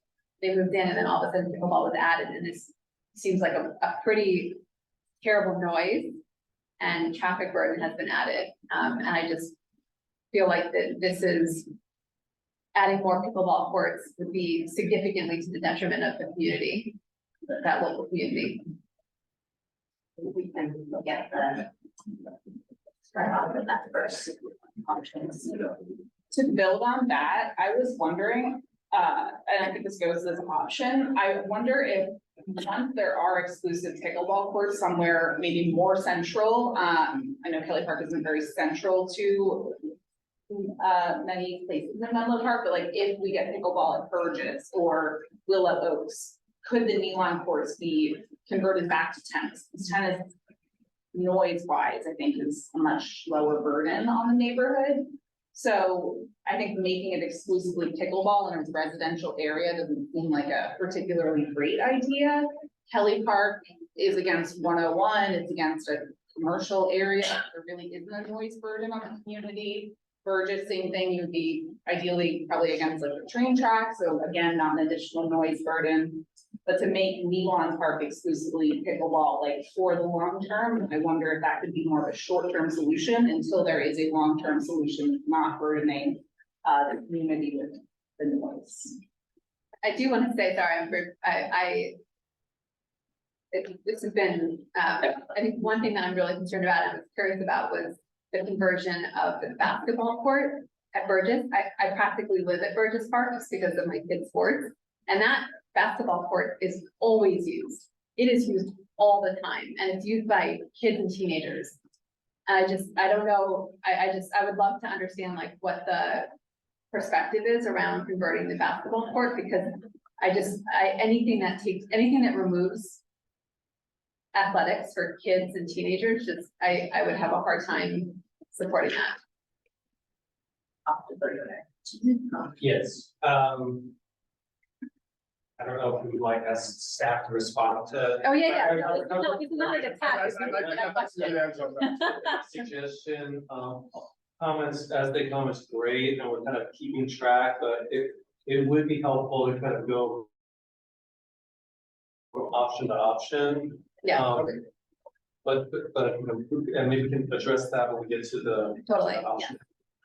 So one thing here is, Tricia has done some preliminary research into noise mitigating materials. So this recommendation does contain the addition of those noise mitigating materials added to the fence surrounding the pickleball courts at Milan Park. And can I ask this, it seems like part of the issue, part of people being upset was the poor condition of the tennis courts. Because I feel like it's exacerbated, because they talk about the fact that one of the courts is now a pickleball court, but then there's issues with the nets and the lights on the tennis court. So is that something that is contemplated being addressed as part of this? Sure. So as far as the lights go, I'll go ahead and let Rondell speak to that operationally. So just recently, we did have the contractor come out to kind of do an observation on all the lights at Elon. And so they are planning to come back and replace all lights at Elon. In addition to that, we will be ordering some nets, but that has to go through the process of Public Works. So once that gets ordered, those will be up as soon as possible. But the lights situation has been looked at as of today, and the contractor will be back soon. I don't have an official date, but they will be back soon to kind of take care of that issue. So as that was coming up, I was like, wow, right on time, right? While you're on that topic, what about the key issue? I don't think that, it seems like the locks are broken. So the key system is just totally not working as intended. Well, right now, the key system for Elon, I haven't heard too much, but I know it's the only, if I'm not mistaken, the pickleball, but we haven't had too many complaints until recently right now. But if there is a complaint, that's a Public Works ticket that we can put in to get fixed right away. So if I can just give some history on that complaint, on the key complaint.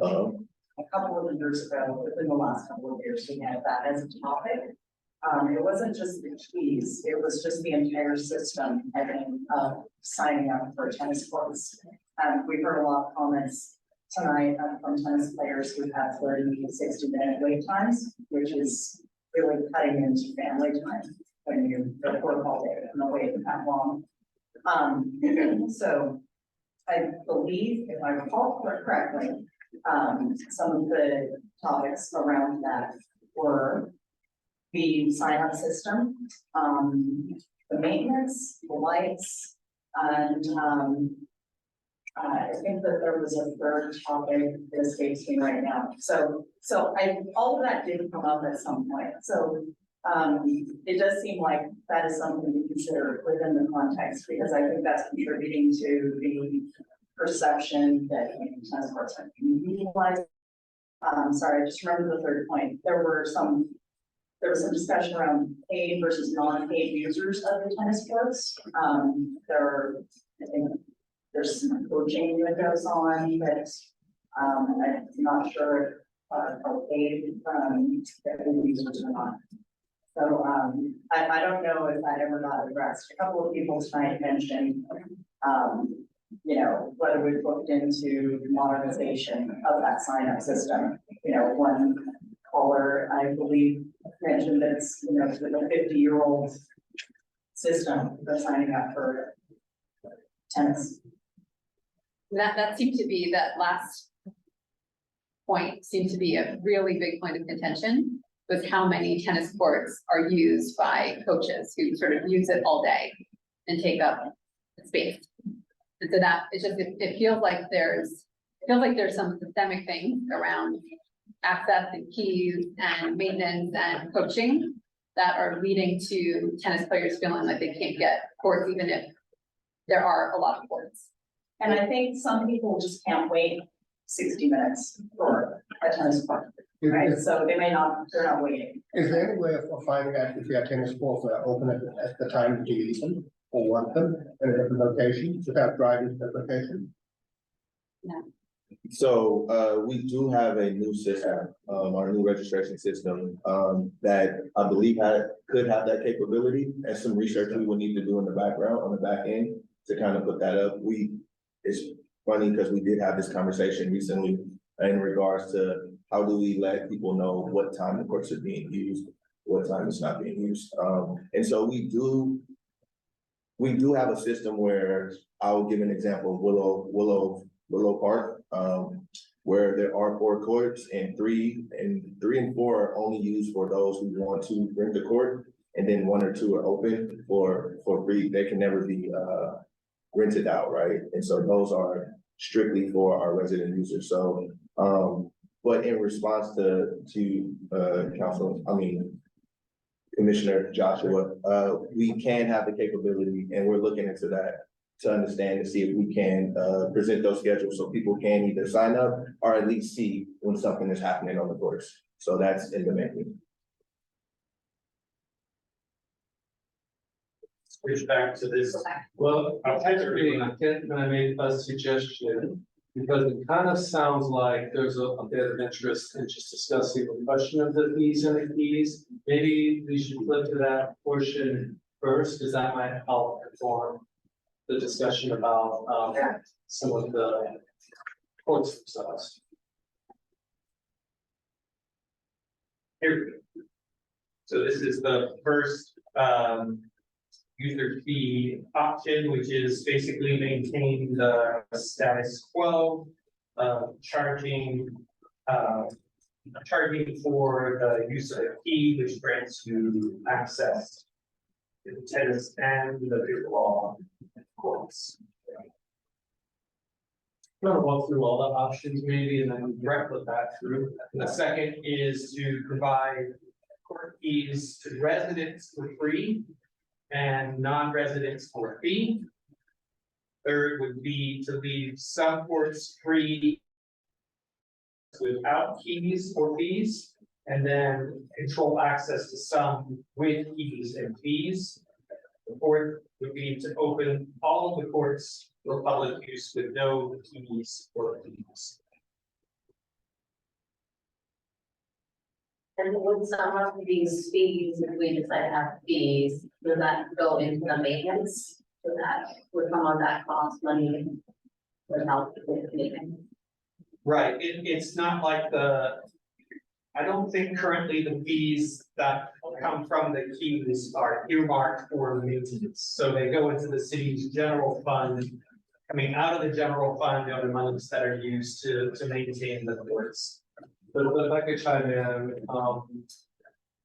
the total amount of revenue that the city derives from keys will vary from 40,000 to as low as like 25,000 a year. So, I mean, it's nothing to sneeze at, but it's not a large amount of money. The maintenance impacts really kind of revolve around access to the courts, right? Because if the courts are locked, except at the time when the key holder is using them, then generally they're going to be used less. There's going to be less impact on the courts, which in theory and in practice actually does kind of reduce the maintenance load, right? Also, there are some costs associated with like maintaining the lock system, updating that, rekeying the locks every year. So it's more kind of on that side that we can kind of see the differences in the maintenance. And then I just want to point out for option 1, we are not currently charging or asking pickleball players to get a key. So that would be different. It would be that both tennis and pickleball players would be asked to purchase a key.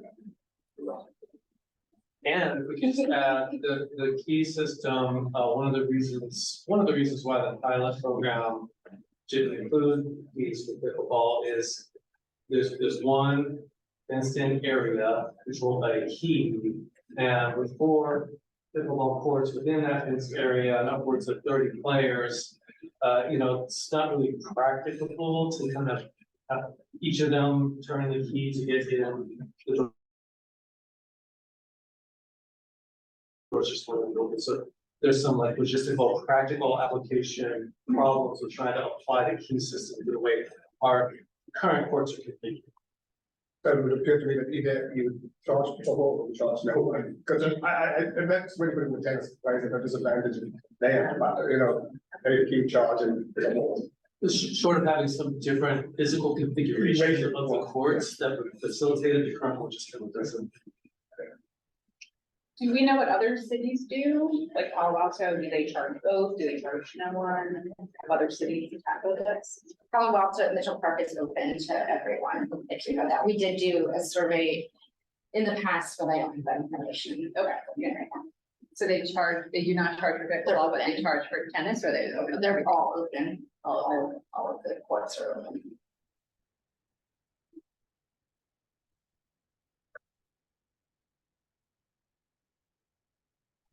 I get the sense that, and I can't really extricate, the key topic from the awareness of what the courts are being used by. I feel like that is, attached to this. Maybe what Wendell was describing earlier about some sort of process where tennis players are able to see where there's a court available somewhere else in the city, but not having to drive halfway, across town, from court to court. Yeah, That resolves some of the frustration there. the only issue with that is that because they're key, they're reservable. So you can reserve and pay to reserve a court for a certain time. If they were not key, I don't know that we would be able to have that same reservable system. So it's not like it's a real-time check on who's actually using courts and not using courts. We don't have cameras to check there. It's a system that allows for reserving courts, and then users can see which courts are reserved and not reserved. So yeah, on that point, maybe if you could put that slide that had the options, because what Commissioner Brosnan is describing, that concern, like how do people get some assurance that if they go to a location, there's going to be a court available, or that kind of thing. Probably options 3 would be the one that we're looking at, because even the system we described, it really can't account for drop-ins, right? People are going to drop in or not, short of putting a camera on every court, which you don't have the resources to do. It's going to be kind of hard. But when there's a reservation system for some or all of the courts, at a minimum, you can see online, which courts are reserved, at least, with the idea being that likely people are going to be using their reservations. Also, the new system would enable people to just go ahead and pull out their smartphone and go ahead and reserve the court like on the spot. So like option 3 could potentially kind of get at that, where there are some courts that are like just free public access and drop in and first come first serve kind of thing, probably with like a week limit, with a time limit on others waiting. We then have some that are set aside and have that better assurance. That you go to one location, all the courts are full. Wow, I really want to play with 3 friends here. Let's see if there's a reservable course and where let's reserve it. And reservation wise, is there a limit of how often you can reserve? Like, could I just go in and be like, I want 4-1 today, record? Or is it, I'm just trying to think about that too, like, the common is that. And maybe there are some people that would have an interest in doing that. For instance, if they're teaching multiple students, probably. Yeah, Rondell, can you speak to the limits and the cancellation? I would say right now we can limit how many times or how often or how long the duration that you're in the court for. So yes, I think, yeah, our system can work with that. With that discrepancy, if that was to come up, so we are able to control that. Yeah, we gave up on trying to find tennis courts in Menlo Park because we literally would drive around for an hour and a half. We couldn't find one.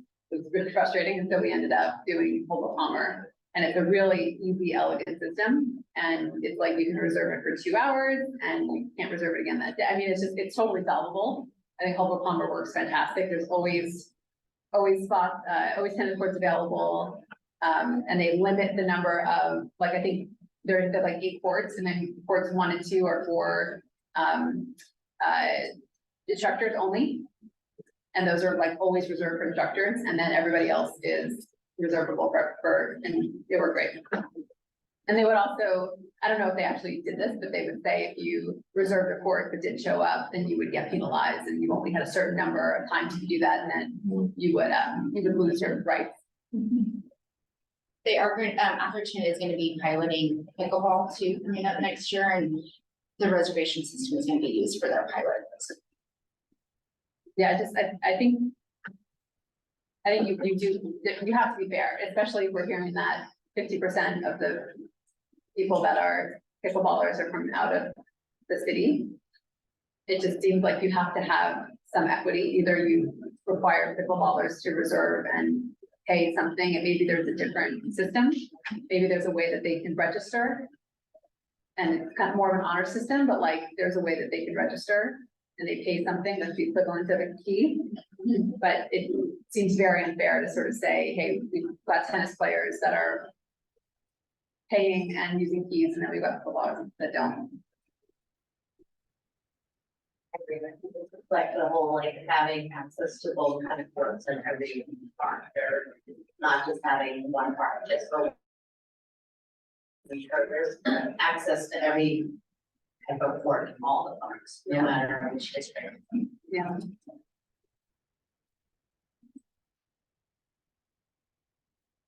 Discussion, would you like me to switch? I'll stop sharing for a moment so that I don't make everybody sees it while I go through this set of options. Hold on, before we leave these, has every commissioner, I don't think we've heard from every commissioner about, I think the big questions that staff have are, first of all, should we keep the tennis court key and fee system, or should we go to one of these other options? That's really important for us. And then some of these other considerations around sort of reservation times and access to them. I think I was sort of hearing a general inclination to say maybe there should not be the key system, some kind of online reservation system like sufficient. We want to have equity and fair access. And the keys are sort of an older system that we don't get rid of. And the keys themselves are not really useful, except maybe for non-residents to charge like a premium for reservations. I want to stop there and see if that kind of resonates. Right, you're charging instructors for reservation. Yeah, instructions, I think we still have like a reservation, a different need for instruction. It's a different type of instruction. We currently have police for that, some of the charge service. But again, if the reservation system is kind of like managed online, and if people who just pull up a device and see who's got this court reserved right now, that'll probably resolve most disputes, but it's very clear who has the court. So, issues of instructors overstaying their time and things like that, a lot of that might be solved by that technology. Could you imagine a world where you had basically you charged for access to the reservation system, so a nominal amount, right? $50 a year. And then so at a Helber Palmer, they charge, some small amount for Atherton residents and a slightly larger, but still small amount for non-Atherton residents.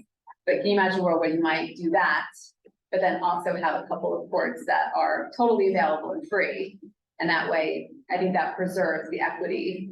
And like, and doesn't penalize people that can't afford to pay the fees, and also, don't have smartphones and don't have the wherewithal to reserve.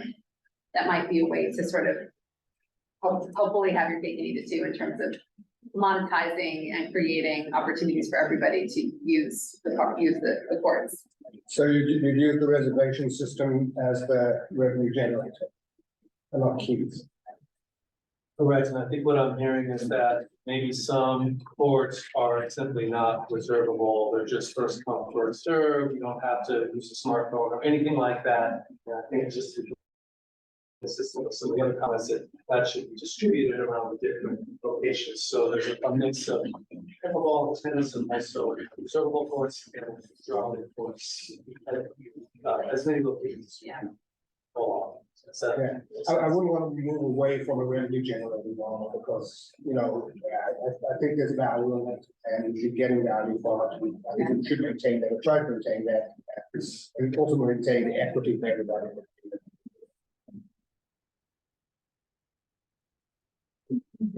Yeah, $40,000 is a lot of money. Let's keep that. What's what would the situation be with pickleball, still free, or would it also go on the reservation system?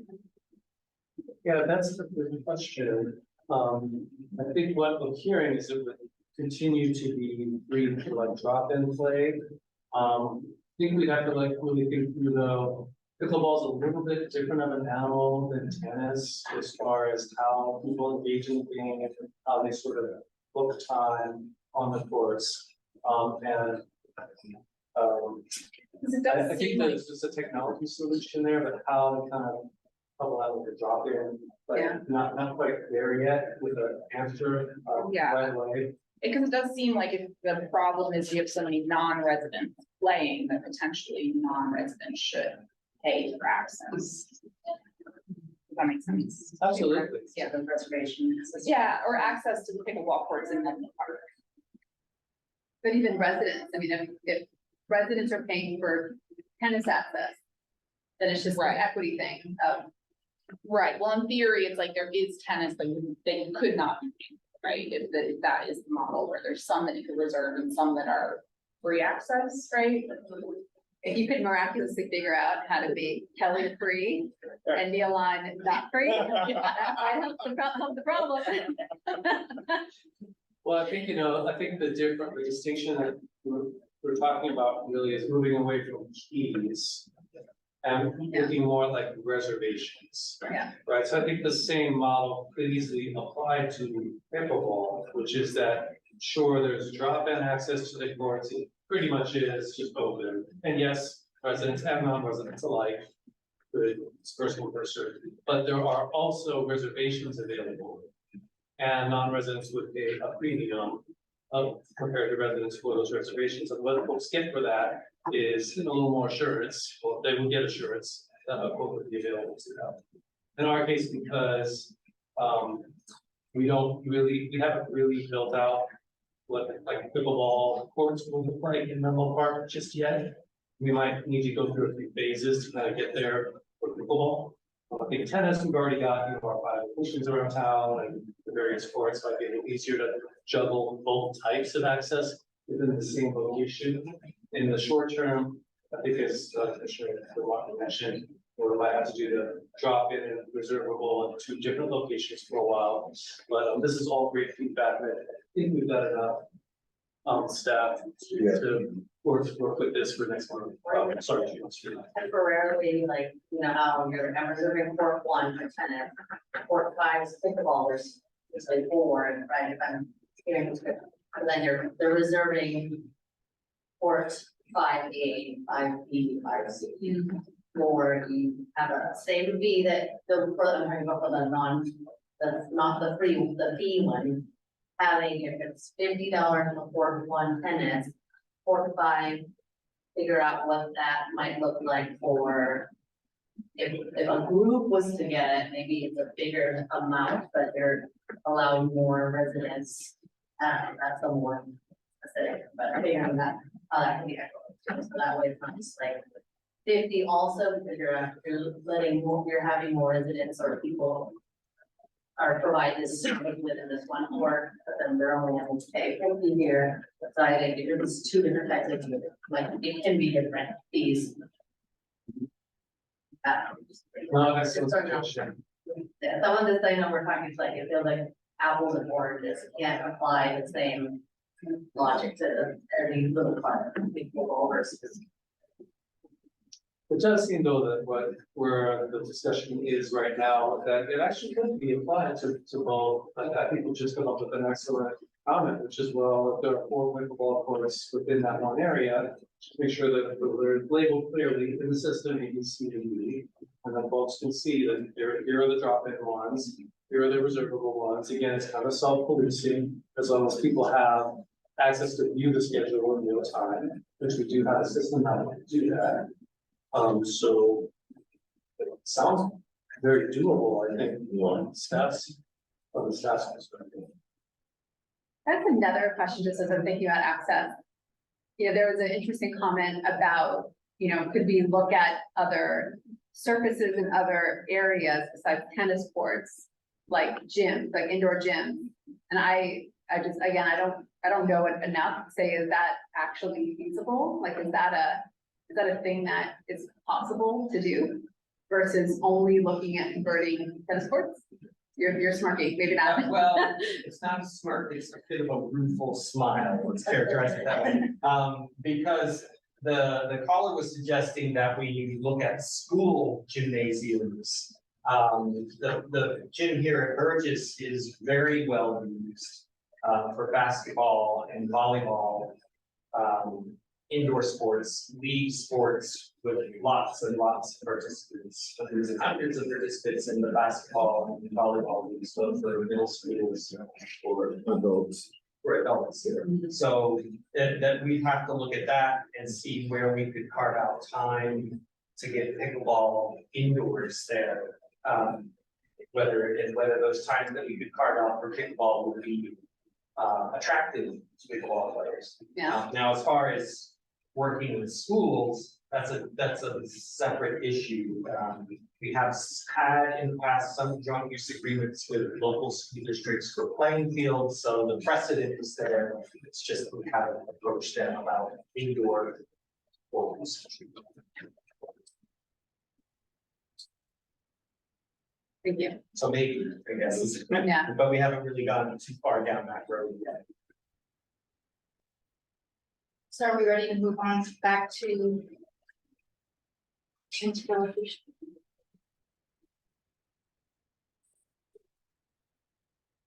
Silent bars here.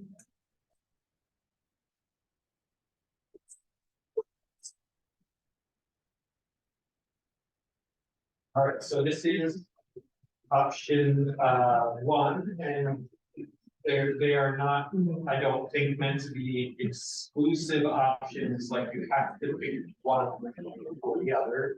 These are just some options for pickleball, which is, so the first one is to make that pilot program at Elon Park permanent, or as permanent as we could make it. With more strike, with removing the dual striking, pickleball only striking, adding the noise mitigation, adding a second access gate, which is something that users have asked, because there's one access gate for when it was constructed for tennis, but there are 4 pickleball courts, so you have to kind of wind your way through the other 3 courts of play to get to the court at the other end, you just get more simple gate at the other. And those sorts of things we think we could get done in the near term. That one. Will the noise mitigation material make a, like, I'm trying to understand how much of a difference it would make to the residents? Yeah, so we have done a little bit of research and the research is not there just yet.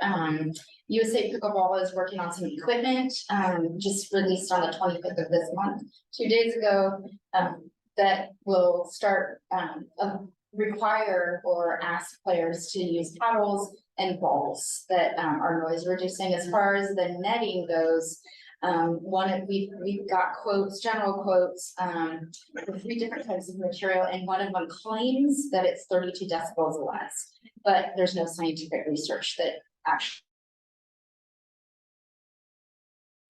follows that up. So that said, we have seen installations in other communities. It's basically like a kind of a mass loaded vinyl kind of material that's just kind of attached to the fence. And especially like in a tennis court conversion situation, the fence is rather tall. And so there's pros and cons. Having that much kind of vinyl up there. There's certainly some noise deadening that occurs, just like with any other sort of sound barrier. Exactly the extent of it really varies from location to location. A drawback is that there's then like zero visibility through the fence. Yeah. But that's kind of the trade-off. So it kind of depends where you go. We've seen them, they look okay. They seem to help a little bit. Do they completely eliminate the noise? So the neighbor like right over the fence can keep their windows open and be undisturbed during a play. I think that kind of depends on the situation, but can't guarantee that no sound will escape.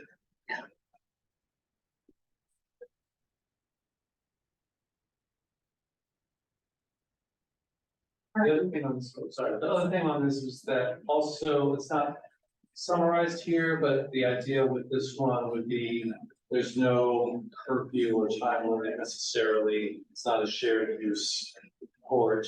At all times, the one is open and that court will be dedicated to pickleball. I think a few of the commenters mentioned that as a feedback. In addition to the people that spoke tonight about noise, we also all got several emails from residents that live right next to the Elon courts. So I think the noise there is a health and safety issue. It's a quality of life issue for those people. And so just to pull back from the topic of making this decision right now, is it possible to experiment with this sound curtain as a priority? Yeah, that's kind of what I'm really getting stuck on. This is when you hear this, when you read the letters, and you read the stories of people, it's really heart-wrenching.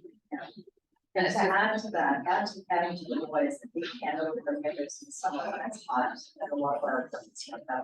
Yeah. There are, a member of the community brought up the fact that there are acoustic fences in many other parks nearby, and so I guess the question is, could we do road trips to those? I'm sure you've done it, and it would be curious to see like how, if you look at basically the distance to the houses, the equivalent distance, like how bad is it with the acoustic fence? Yeah, for sure. So the reason why this one is labeled near term is because, yeah, it's entirely possible to go, because it's just affixing the sound material to the existing fence. So it's actually, we can do that fairly rapidly. So to answer your question, we absolutely could and try that, at least at Elon Park. It's just the one fenced in area. We already kind of have a sense of what it would entail, cost wise, time wise. So we absolutely could do that and prioritize that. And we can just see how effective it is in that specific installation. What's the cost of restriping? Is this a big thing? Last time we did it, it was less than $10,000 for that court, single-digit thousands of dollars to do the striping as it is now. I think 6,000, yes, in my mind. Yeah, something like that. And with the dual striping, I don't play pickleball, so is it a real problem? We've heard from tennis players that it's a problem. Rather from pickleball players, because those are pickleball courts. I haven't heard that so much from pickleball players. Certainly pickleball players. I think what my sense is, given the choice, they would prefer to have purpose-built pickleball courts, but they're fine with doing this as well. We did have the caller, who commented about the Mitchell Park pickleball course, who I think said that they experimented with dual courts and it didn't work. Is that what you're referring to?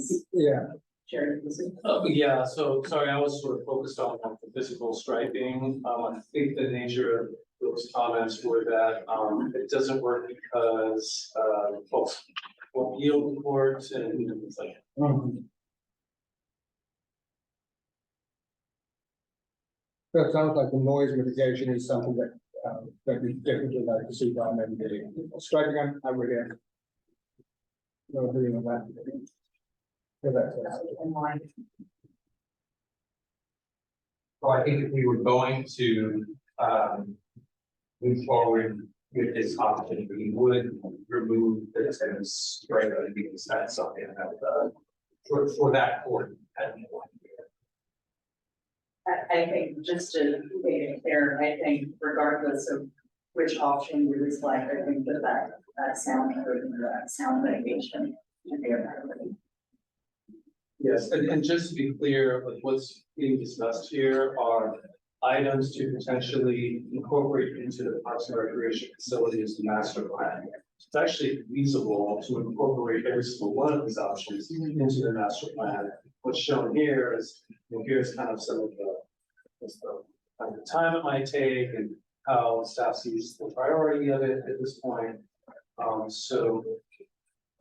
will say that clearly pickleball is in high demand at Avon Park. There's no question about it. People like to play pickleball there. Pickleball has been played there for a couple of years now. There seems to be, although there's certainly a lot of attention around expanding that and so forth among tennis players in particular. What's currently there now seems to be pretty well used, and a case could be made for making that permanent. That's why this is one of the options that I think. I think staff would recommend seriously considering that because it's already there. It seems totally reasonable to me, I think, and I think it feels like the tennis players have kind of already mentally ceded the sport to pickleball players, so might as well make it official, make it a really nice facility for pickleball players, and at the same time, giving something to the tennis players by what you're already doing around the maintenance. And I think if you're looking kind of structurally, I think there's just there's structural issues that we can fix with the tennis players that would make this field much more palatable.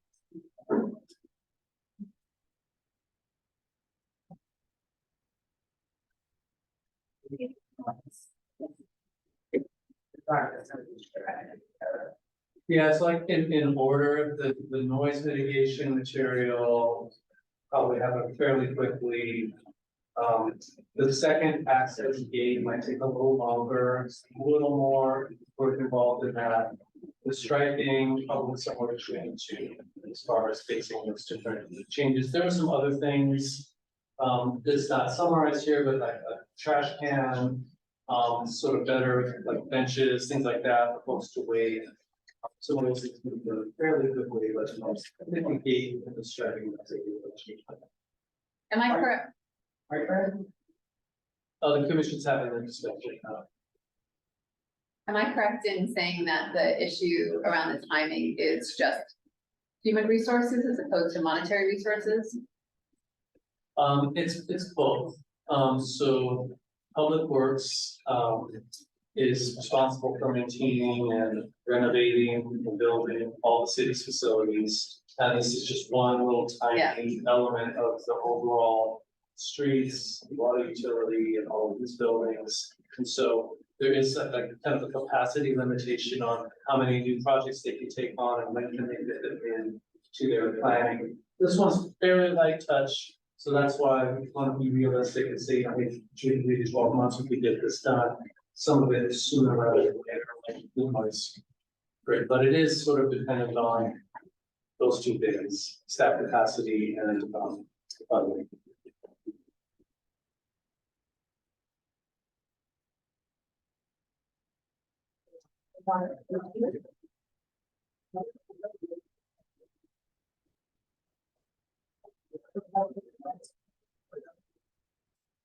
So option 2 is the same option as it was for Neon. It would be removing the striping for tennis, making sure that we have the noise reduction if we need to, they not there. And then for Kelly Park, we want to make sure that we're continuing to look at utilization and to do put some things in place that increase utilization. Knowing that with the MPCC coming on board, that may help. And here's a situation, if I could add, based on our noise discussion where the noise mitigating material might also be helpful, but for a different reason. Because freeway noise is something. Yeah. So we consider that if it's just. I'm actually in favor of this, being in District 1. One thing I've heard is that pickleball is a community sport or fosters a community. So if we were to expand courts on Nealon, I'm afraid that even more people would go with it to Nealon and play. And then there'll be more people waiting, there'll be more noise, more annoyed neighbors. So I don't really think that's an option, given how Nealon is located. But Kelly Park, it's again, near a highway, you can make all the noise you want, you won't affect anybody. And with MPCC coming online in a couple months, it's gonna be a very, very attractive place to be. And if we have brand new pickleball courts there, and we make it as welcoming as possible, I think it is gonna attract people who don't utilize it now. So I think this is a great thing to also include without the money. Have you heard why pickleballers do not like Kelly Park besides the location? Is there anything else? I mean, right now, there's not a lot of parking. Yeah. Everything's under construction. Okay, Could be that. could this just be a short-term thing because of the construction and the lack of parking? But the site is not at its best right now because it's a major construction site. Yeah. When the new facility is completed, it's going to be amazing. And I'm not biased when I say that. It truly, objectively will be amazing. And, much more parking will be available than it's currently.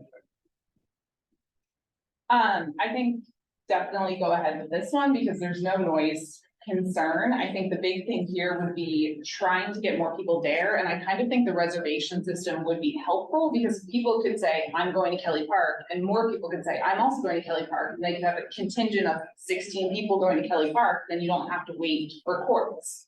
But potentially now it's like, well, no one's gonna be at Kelly Park. Why would I go to Kelly Park and go on to Nealon? So I think potentially the reservation system could help there to like organize groups to go use Kelly Park. Will the existing courts need reconfigured in any way to make better use of the space? Because the courts there right now, they seem kind of too long for pickleball. I don't know the dimensions whatnot, but maybe we could fit more pickleball courts if we change the orientation, adding more lights. Yeah, it makes Kelly Park dedicated to pickleball. it's possible, right? We just have to really check. We have kind of like a pickleball court striping consultants, and we look at like what are regulation sizes. The current installation is for the pilot program, so we were kind of careful to preserve the tennis striping.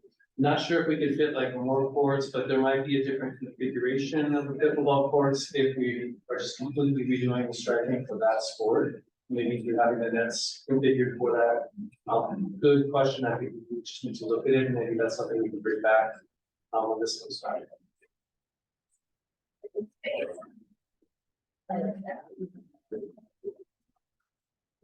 Were you saying that noise coming into the courts was unattractive to the pickleball players? A few of the comments that we've seen in recent days, I think they mentioned. It's not that bad, but it's there. Like people still use the soccer field, people run on the track. It is, it's loud enough that you notice it as not white noise, but it's not, it doesn't prevent people from utilizing the space. But it's a freeway noise, not the construction. It is freeway noise. Freeways, okay. So you're able, I mean, I go to the track there, and it's there, but you get used to it. the after school, there's after school classes, there's. We're going to leave the soccer field. Or the track. So this one, we're moving the library. So. Yeah. I don't think noise is. Fair point. So could it be a consideration to try the sound curtain there as well? Yes, I'll actually be serious. I said that. Just to add one thing, in addition to the Kelly Park scenario, that we do have continued programming going. So there is some type of pickleball lessons that's being taught in the AM. And then we also were able to host a pickleball tournament of around 40 participants. Noise wise, there was no complaints from the neighborhood, of course. But it's definitely an area that can be more utilized. So the option is there, the space is there for utilization. It's just which direction you guys recommend. Would there be opportunities to expand that location? Because you're in process of construction right now, looking at the master plan. So, you know, if you're looking at increasing the amount of pickleball, if you look 3 years into the future, would that be a location that could become more of a hub for pickleball? Given that the space is there now, I'm not accurately sure if more can be added as far as racquetball sporting. Because there is a basketball court that's utilized as well. So I'm not sure additional can be added years down. That's something that the department will have to look at. And the spacing of what land is owned by the city compares to I think it's PG&E that's out there in the back area. Yeah, the site's pretty constrained, right, with the railroad tracks kind of on one side, the 101 on the other. There's a PG&E substation that's not going anywhere, and then there's a number of residences, so it's pretty much would be infill. So something else would have to go to make room for expanding.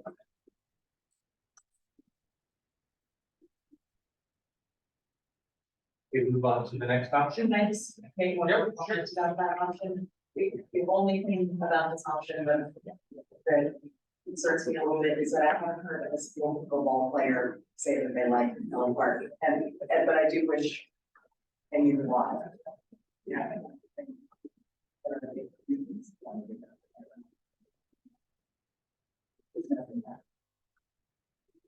Yeah, we put dealing with the comments that we received from pickleball players who have said that the location is inconvenient, freeway noise, things of that nature. Also, I think preference to at least among right. I think also there's just nobody there playing, and because it is like a cycle in sport, you would need 4 people to go with there. So if there's nobody there, then why would you go there to play?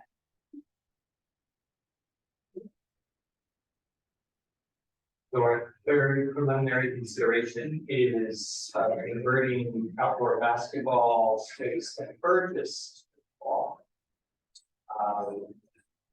Caveats here is that we haven't done any outreach to current Burgess Park basketball teams. And then Sean's comment to the height of the fence. One of our speakers said that would be an issue. We have to look into that and see whether that would be or not. This one is a little bit of a near to midterm because of those factors. You would want to reach out to the user community. Currently, I've noticed a lot of pickup basketball players there, as well as some of our sports contractors use it during the summer here. High Five Sports. So it's a well-used location. Positives for the location, as one of the callers mentioned, it's centrally located in Menlo Park. It's not close to residences. Even the new residences, I think, that are on the other side of the tracks are not that close. And there's parking nearby.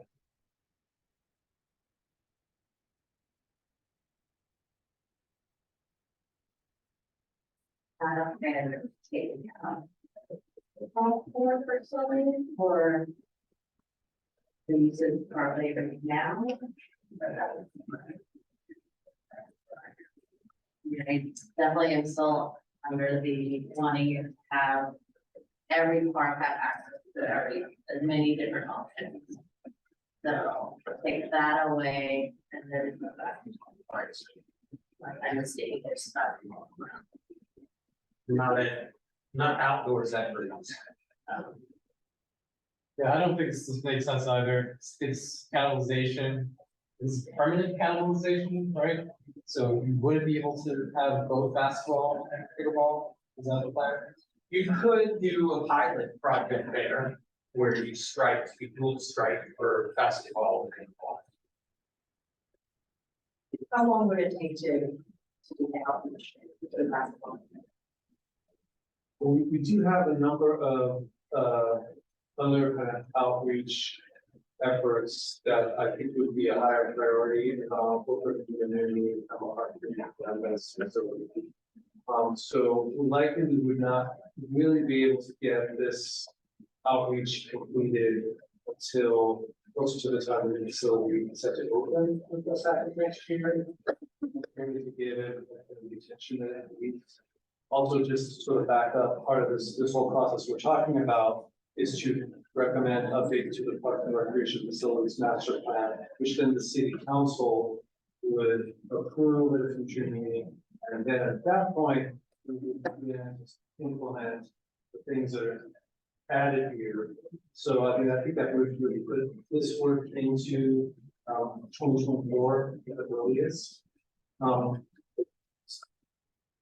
We definitely have not spoken to basketball users, but anecdotally, there are not that many outdoor basketball courts in Menlo Park. There's this one at Burgess, there's 3 total. there's Lyle, And Davis County. so there aren't that many. So we really want to take a close look at that. I think we're going to get outreach to understand what that impact would be. Whether we could do a pilot there could be some, I have a few concerns about that, and then kind of along the lines of, how the pilot happened with tennis courts, and we could be risking some of those same issues that I'm talking about, where it doesn't quite meet everyone's needs. It's good to try though. As far as the fence, the height it's a little low. I see a case being made for trying it during a pilot without raising the fence. However, the fence is only on 3 sides. There is no fence on the one side that faces the soccer field. Also, it's immediately adjacent to Marble Street. So I think we also want to look closely at the fence before we even try to hide it. As I said before, I just can't imagine a situation where we would take away a basketball court that's heavily used by, teenagers and kids. That has to be our highest priority, is to have healthy outdoor options for our kids. What about the No, go ahead. What about the parking lot that's right next to the basketball court? Is that? It's used all the That's time. Every spot in Burgess. Very smartly there. I can tell you, you guys, I'm probably here as much as you guys are. It is very, very, very heavily used. It'd be tough to remove spots from Burgess. I agree with the gym. It's not a good time. Both sides. Also, the parking lot is right next to the baseball field, and there are enough balls hit there that I don't think you would want pickleball right there. Isn't that like extra points in pickleball? You get hit by a ball, is that extra points? No, give me that and then it's just. Oh, yeah, exactly. So this one, this actually came up as a suggestion from members of the pickleball community, like, hey, why don't we look at this? And I think it seems like it's really just born of a desire for that kind of central location in a park that's packed with amenities, which is what Burgess Park is, Kelly Park will be, Milan Park to a lesser extent. So maybe if what I'm hearing is the basketball court is not something that the PRC is really keen on, is the idea of exploring ways to potentially bring pickleball to Burgess Park, something that explore possibilities, explore options, explore ways to do it at Burgess Park without specifying a specific version. Would that be maybe a better way to do Can I this? ask how many tennis courts again, at Burgess? They're always packed. Yeah. I thought in my head there was more, and then I was like, oh. But it seems that exploring the space, without impacting any existing services.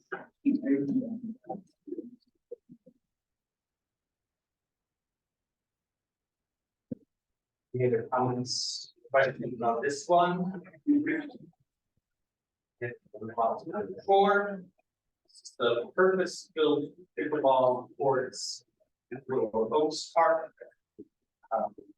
Midterm. Was the council approved sort of a phasing approach there.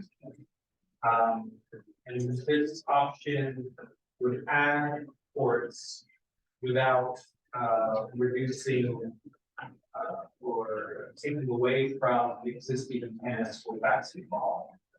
And it would also have the option of purpose-built pickleball courts, which would be the only purpose-built pickleball courts. Not in your residence. It is Actually, near let me the- point this out, It's near just the orient school. everyone. So this is Willow Road. Here's the tennis courts. So there is actually another basketball court, but it's super hidden. It's back. It's back. I think it's like half a court. Yes, it's quite small. It's behind the gate. And it is actually right over here are a number of houses. Yeah. And so one of the options that was originally looked at was to maybe try to put some pickleball courts here on this basketball court, but they're really close to those. So that's when the discussion kind of turned to what area here is like a sculpture out there with some like little hills, some magnolia trees. So all of that would have to be kind of worked out. But so this was one of the options.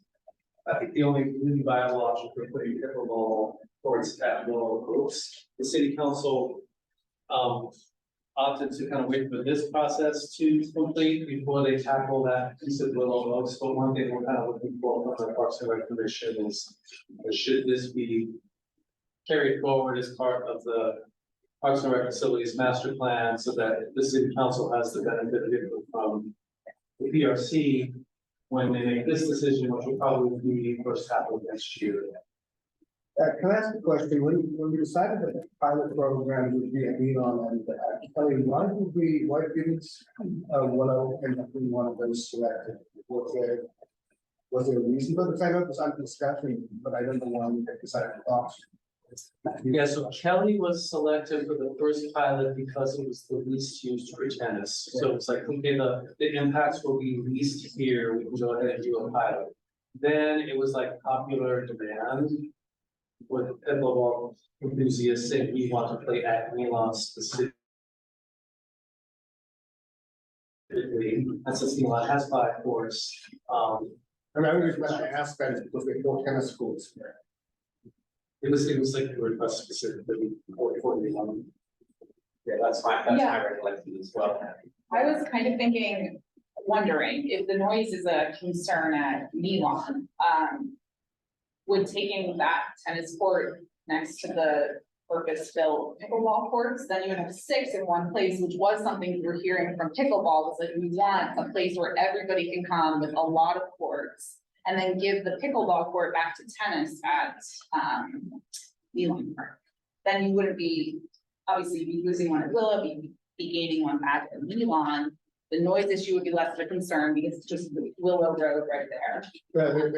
There is an issue with parking there. On the weekend, it's mitigated because there's a school on the other side that they use the parking lot. But during the week, there's very little parking there, so it's not. It's just parking in this area, in the plans or the upgrades at Willow Oaks Park, do not include increasing the park. Yeah, but I live right there, there's a ton of street parking. I mean, and like school parking after the school day, I feel like that's probably peak, pickleball hours. With that, I would consider parking be a mitigating factor at Willow. Yeah, and also just back to kind of the capacity and the resources element, this is like one component of a pretty substantial renovation of Willow Oaks Park entire. Including restroom, the dog park and all these other things. And so the tennis courts specifically were sort of not part of that process. And so the city council has kind of already ruled out tinkering with the existing tennis courts by virtue of, here's how much money we have available, here's the funding sources that are identified to carry out this project. And the pickleball element, was sort of like added in sort of at the latter part of the design process based on like all this discussion that's been happening in the past couple of years. And it sort of just barely pencils out to squeak it in if it's in one of those two areas. So we do have a little bit of that constraint just because the rest of the projects are kind of already there, very large. Do you know how far the pickleball court are from the school?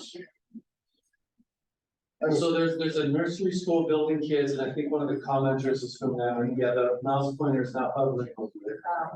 There's also a couple of like charter schools, but on the same site, but they're on the way. They're where it is, yeah, Okay. way out there. When folks talk about crossing guards and whatnot, I think they're really going to most of those. So to be, I'm just curious, I think just going back to the noise question, I'm just understanding the noise impact to not just the residents, but any school kids that would be there. I think it's really impacting us from Willow to Sorrow. Yeah, there are apartments here on Willow Road. Yeah, they're on Willow Road.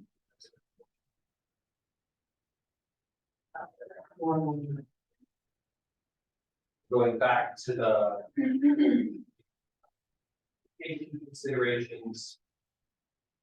This would be midterm, John said, because it's June on some other things going on first. But because it does give the potential for new pickleball courts that don't take away from existing tennis or basketball, why the stack is and it's was a project already in motion, funding's already identified to do it. Are any trees needing to be removed? Yeah, possibly in that configuration, there's a couple or three fairly good size, mature, I think they're magnolias. So we would have to deal with that with the city's tree ordinances. And it says existing sculpture to be removed, so would that be relocated somewhere? Unclear, but it's sitting right where the courts would need to go.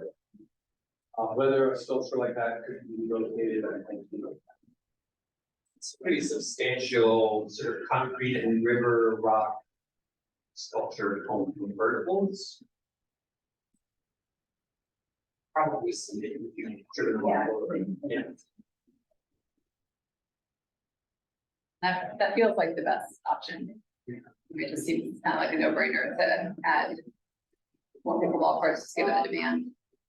I think it also gave you options in the future that if you did want to convert tennis to pickleball, this would probably be better than neon. Yeah. I don't like the idea of removing green space for art.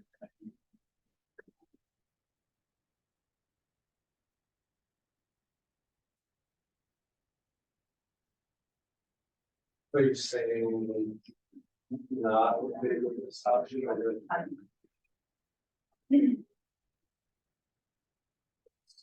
Sorry. I think maybe as a backup, if study of any other options.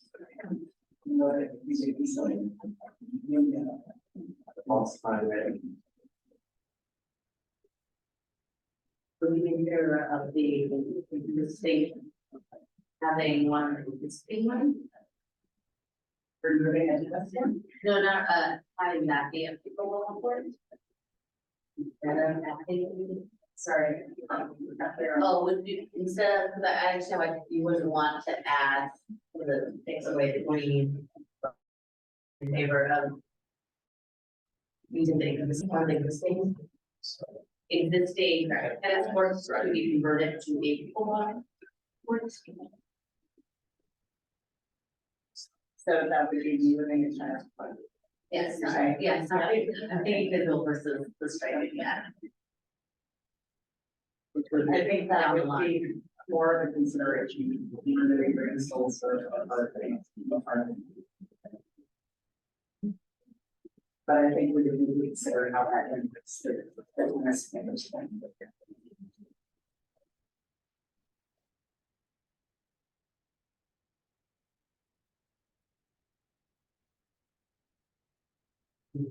Okay. Sorry about the slide shenanigans there. I'm using a touchpad, not using it very well. I'm gonna stop using the touchpad. So the fifth, potential modification, consideration would be to convert or create additional pickleball for community. So that is what we heard from a lot of the commenters tonight. We also heard, don't do that. You would need to do additional study to assess the impacts to the park and park users and residents. So that's this option. It would be a medium to longer term option. Given that Milan is highly used for lots of different uses, softball, dog park area, there's a preschool there, there's a senior center tucked back behind there, softball field, tennis. And as one of the commenters did say, there is going to be a pilot program that's going to affect the parking along Middle Avenue.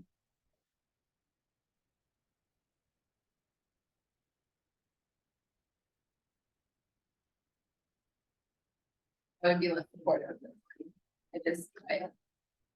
Just hearing the impact on the neighbors already with the noise, and maybe if technology advances where it deafens the noise and it has less of an impact, I think it's worth considering. I just think as of now, it seems like it's already made a huge negative impact on the neighbors, and adding another court seems like it would be, as you mentioned before, it's like a significant quality of life issue.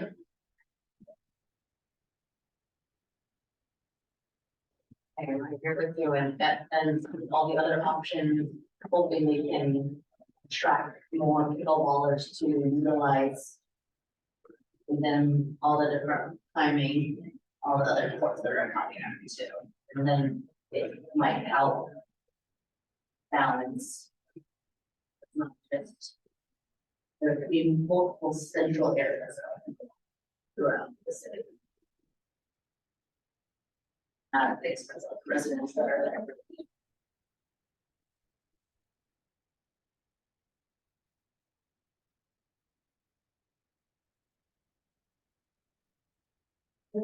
Considering that this is a longer time frame.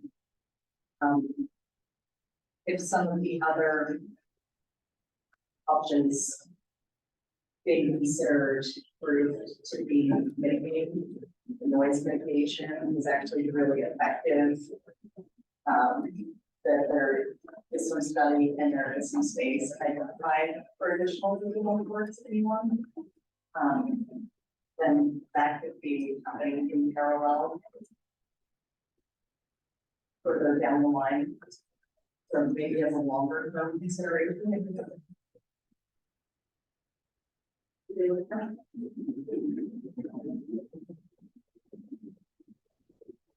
So similar to the option 3 about the Burgess basketball court, I think maybe this one if we sort of rephrase as explore options, evaluate options for expanding pickleball access at Milan Park and other parts of the city. So, you know, this is a long-term master plan document, so instead of like having this sort of prescriptive, like creator convert courts at Milan, making it more like explore options, things may change, technology may improve. there are some amenities that are there now that maybe will fall out of use in the future and may lend themselves to, being turned over to pickleball in the future. Nealon Park is one of the city's favorite parks that definitely has a lot of very high value. Located. What I'm hearing is that doesn't seem like a good option right now to add more for all the uses that are stated, but to keep the door open. The future. That's not the way. I mean, so I think that the noise factor is the biggest. I'm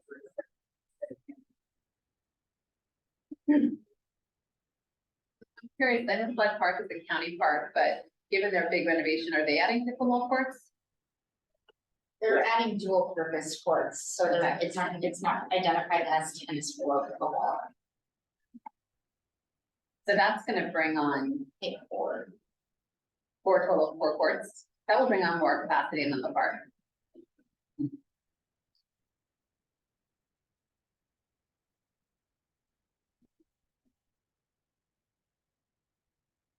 And there are other parks in Menlo Park. I think these are the ones that have been the real focus. But again, while we're looking at this item number 5, just kind of looking for a sense among the commission, like explore, evaluate options for the future, potentially adding pickleball courts at Nealon Park and other city parks as opportunity arises. And I do want to just acknowledge that there are plans elsewhere that we don't currently have any project on tap or resources to build a purpose-built pickleball court for roll plot at this time, but it would be helpful to have that addressed in the Parks and Rec facility master plan as it is with kind of all the other activities. That are very right. If you went to the pickleball community and said, like, if you could fund this. I mean, just think, right, I mean, this feels like I know we talked, the gaming capacity is often human. But if there was like a park that was centrally located and underutilized, you could purpose build a pickleball court and the gating factor was money. Would that be an option to go to the community and try to get funding to build a purpose-built pickleball court, or no, is that not happen? It's certainly the type of thing that has happened in the past here and elsewhere. I think more common is when a development proposal comes in, or like maybe a large mixed-use development. Actually, there are a few in the pipeline around Menlo Park right now, where I kind of large sites are being converted to a different use. Maybe they were industrial or something, and that's going to be like housing and little kind of mini neighborhoods. And developments like that, there's often a requirement to create parkland and other amenities. And so you're sort of having pickleball identified as an area where, hey, we're looking for opportunities to create more pickleball is a good thing to have on hand when development proposals come around and they're like, hey, we want to fulfill our obligation here to create park amenities. What do you got? Say, well, here's something that you work pickleball into it. So that's more common than it happens that way. Got it. I think there's a question, and I know we looked at this a little while ago, is Flood Park. Is there any pickleball there in it? I don't remember. Did you say Flood Park? Yes. Well, I think that just came up. Yes, the county runs Flood Park, and they're including I think 4 dual use pickleball tennis courts. They eliminated the parking fees for that park. And I don't think they're planning to join tennis or pickleball set the reservation. That's what I'm understanding.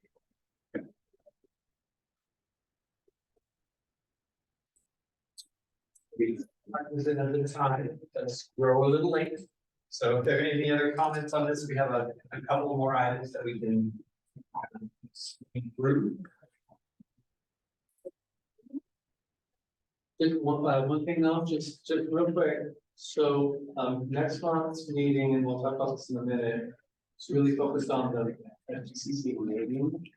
So we're proposing that this item come back in November and then it would go to the city council. So we want to make sure people are clear on the process, that we're still a few more steps away. And also a note that, the last, Wednesday of the month, or the fourth Wednesday of the month in November is Thanksgiving week. So if we're going to have a November meeting, we're probably going to pull it back and have it the second or third Wednesday of the month. We can talk about that. Probably briefly, when these meetings. Under regular business, the Parks and Recreation Commission included recommendations from city staff on policy matters or administrative actions that require Parks and Recreation Commission approval. The first regular business item is E1, approval of the minutes from the July 26th, 2023 PRC meeting. Do we have any public comment on this item?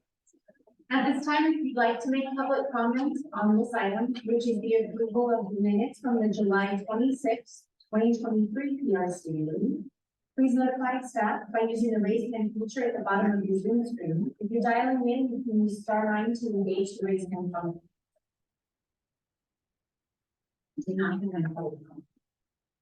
Would a commissioner like to make a motion to approve the minutes?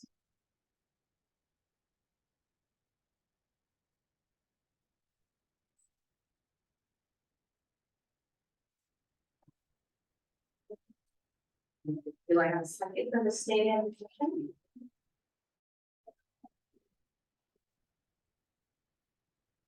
There is a motion to approve the minutes from the July 26th, 2023 meeting. Vice Chair Bosman, how do you? Yes. And Chair Blumenthal? Yes. Commissioner Bill Martin? Yes. Commissioner Joshua? Yes. Commissioner Lee? Yes. Commissioner Perry? Yes. And Commissioner Webb? Yes. The motion is passed unanimously. Okay, the next item of regular business, E2, recommended Parks and Recreation Commissioner annual work plan. Actually, do we have any public comment on this item? At this time, if you'd like to make a public comment, please notify staff by using the raise hand feature at the bottom of your Zoom screen. If you're dialing in, you can use *9 to engage the raise hand function. You do not.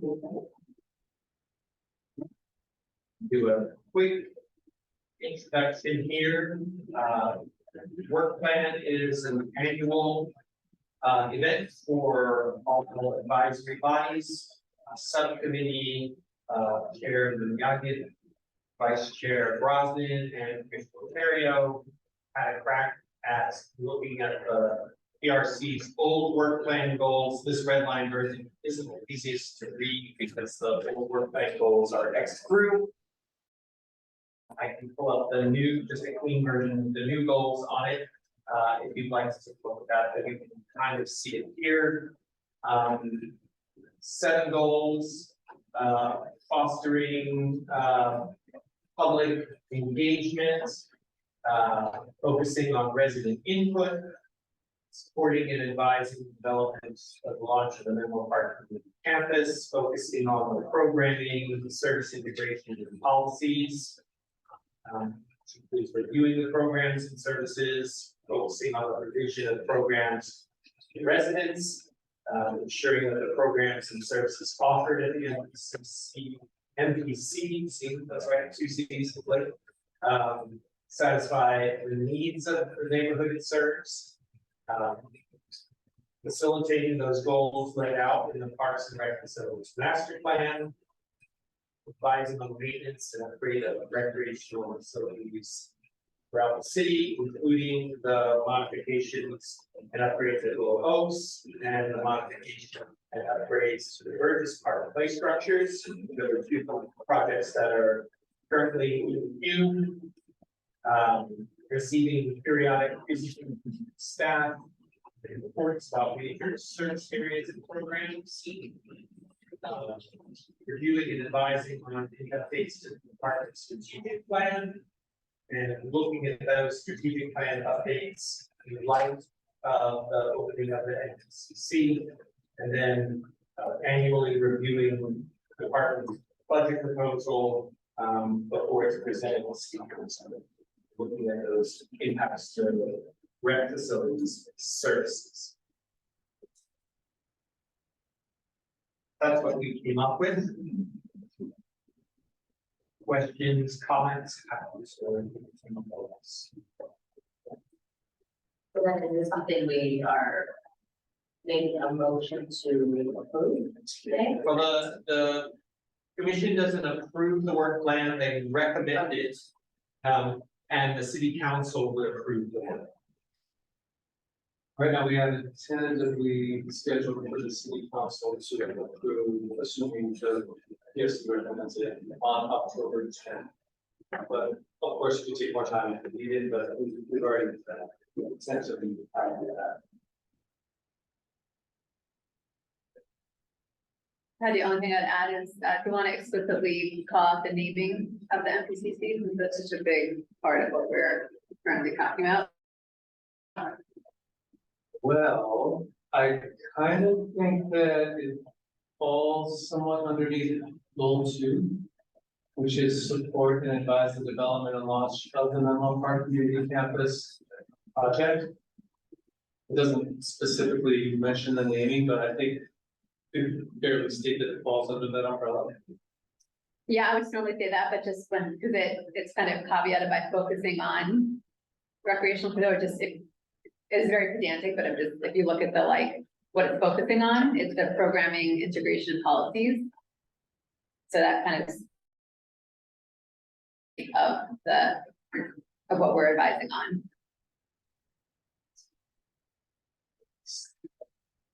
Could I offer a friendly edit then to maybe change the words focusing on to including? That was exactly what I was going to say. Yes. I think that makes a lot of sense. Yeah. I would say like including, but not limited to.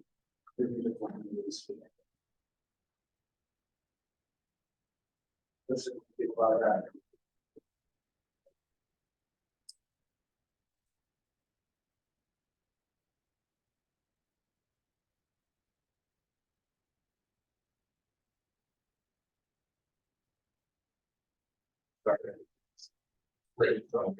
Trying to keep it moving a little bit. So any other comments, suggested edits?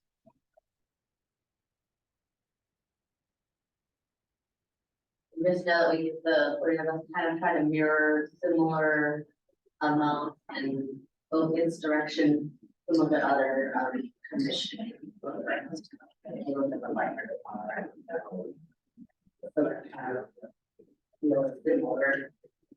Thank you very much for doing that.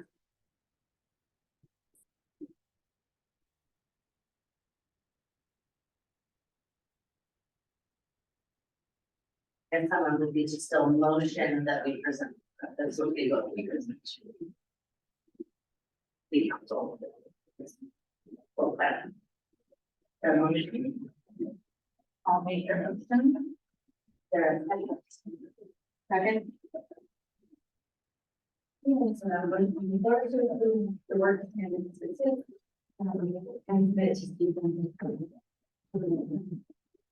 and Vice Chair Robin. Right, I'm sorry, Chair Blumenthal. Commissioner Del Martin. Yes. Commissioner Boswell. Yes. Commissioner Lee. Yes. Commissioner Terrio. Yes. And Commissioner Weston. Yeah. Motion passes. Hold on to add informational items. Informational items are transmitted to the Parks and Rec Commission and staff's effort to provide an update on matters of importance to the commission. Informational items are not action items. However, a commissioner, city staff member, or public member may request to comment or ask a question on any of the informational items. Our first informational item is number 1, department updates. Ashley, do we have any public comments on this item? At this time, if you'd like to make a public comment, please notify staff or using the hand picture at the bottom of the Zoom screen. If you're dialing in, you can use star 9 to engage the raise hand function. We don't have any.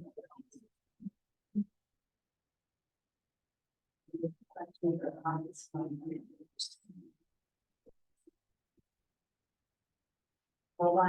F2.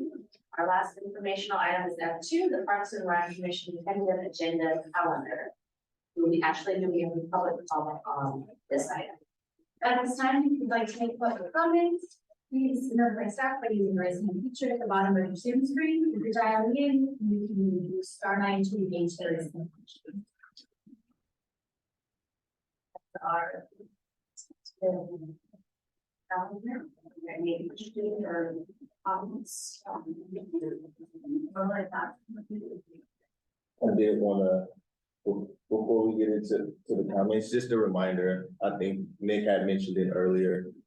So today we are covering, the PR, the Parks and Rec Facility Master Plan, so the 27th is there. Again, a reminder that October 25th is our joint meeting, and we will be continuing our naming process for the MPCC, getting that recommendation now. And then that following month, which we're starting to roll into the holiday season, November 15th being the new date, because the fourth Wednesday of that month falls on that week of Thanksgiving.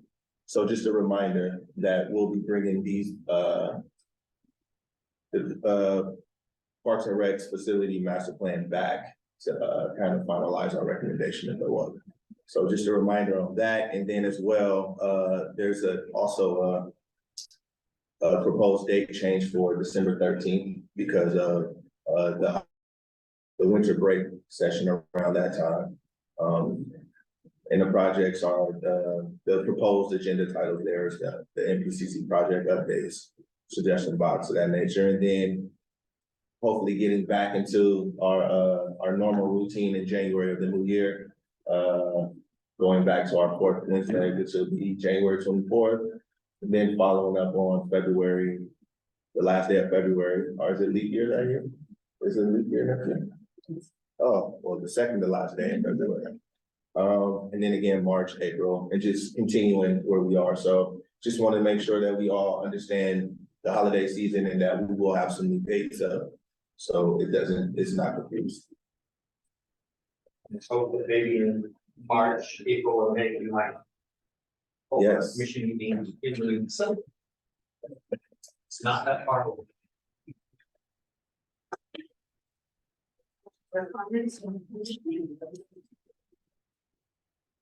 Moving on to G1, would any individual commissioner reports, would any commissioner like to make a short report out on items of interest to the entire commission?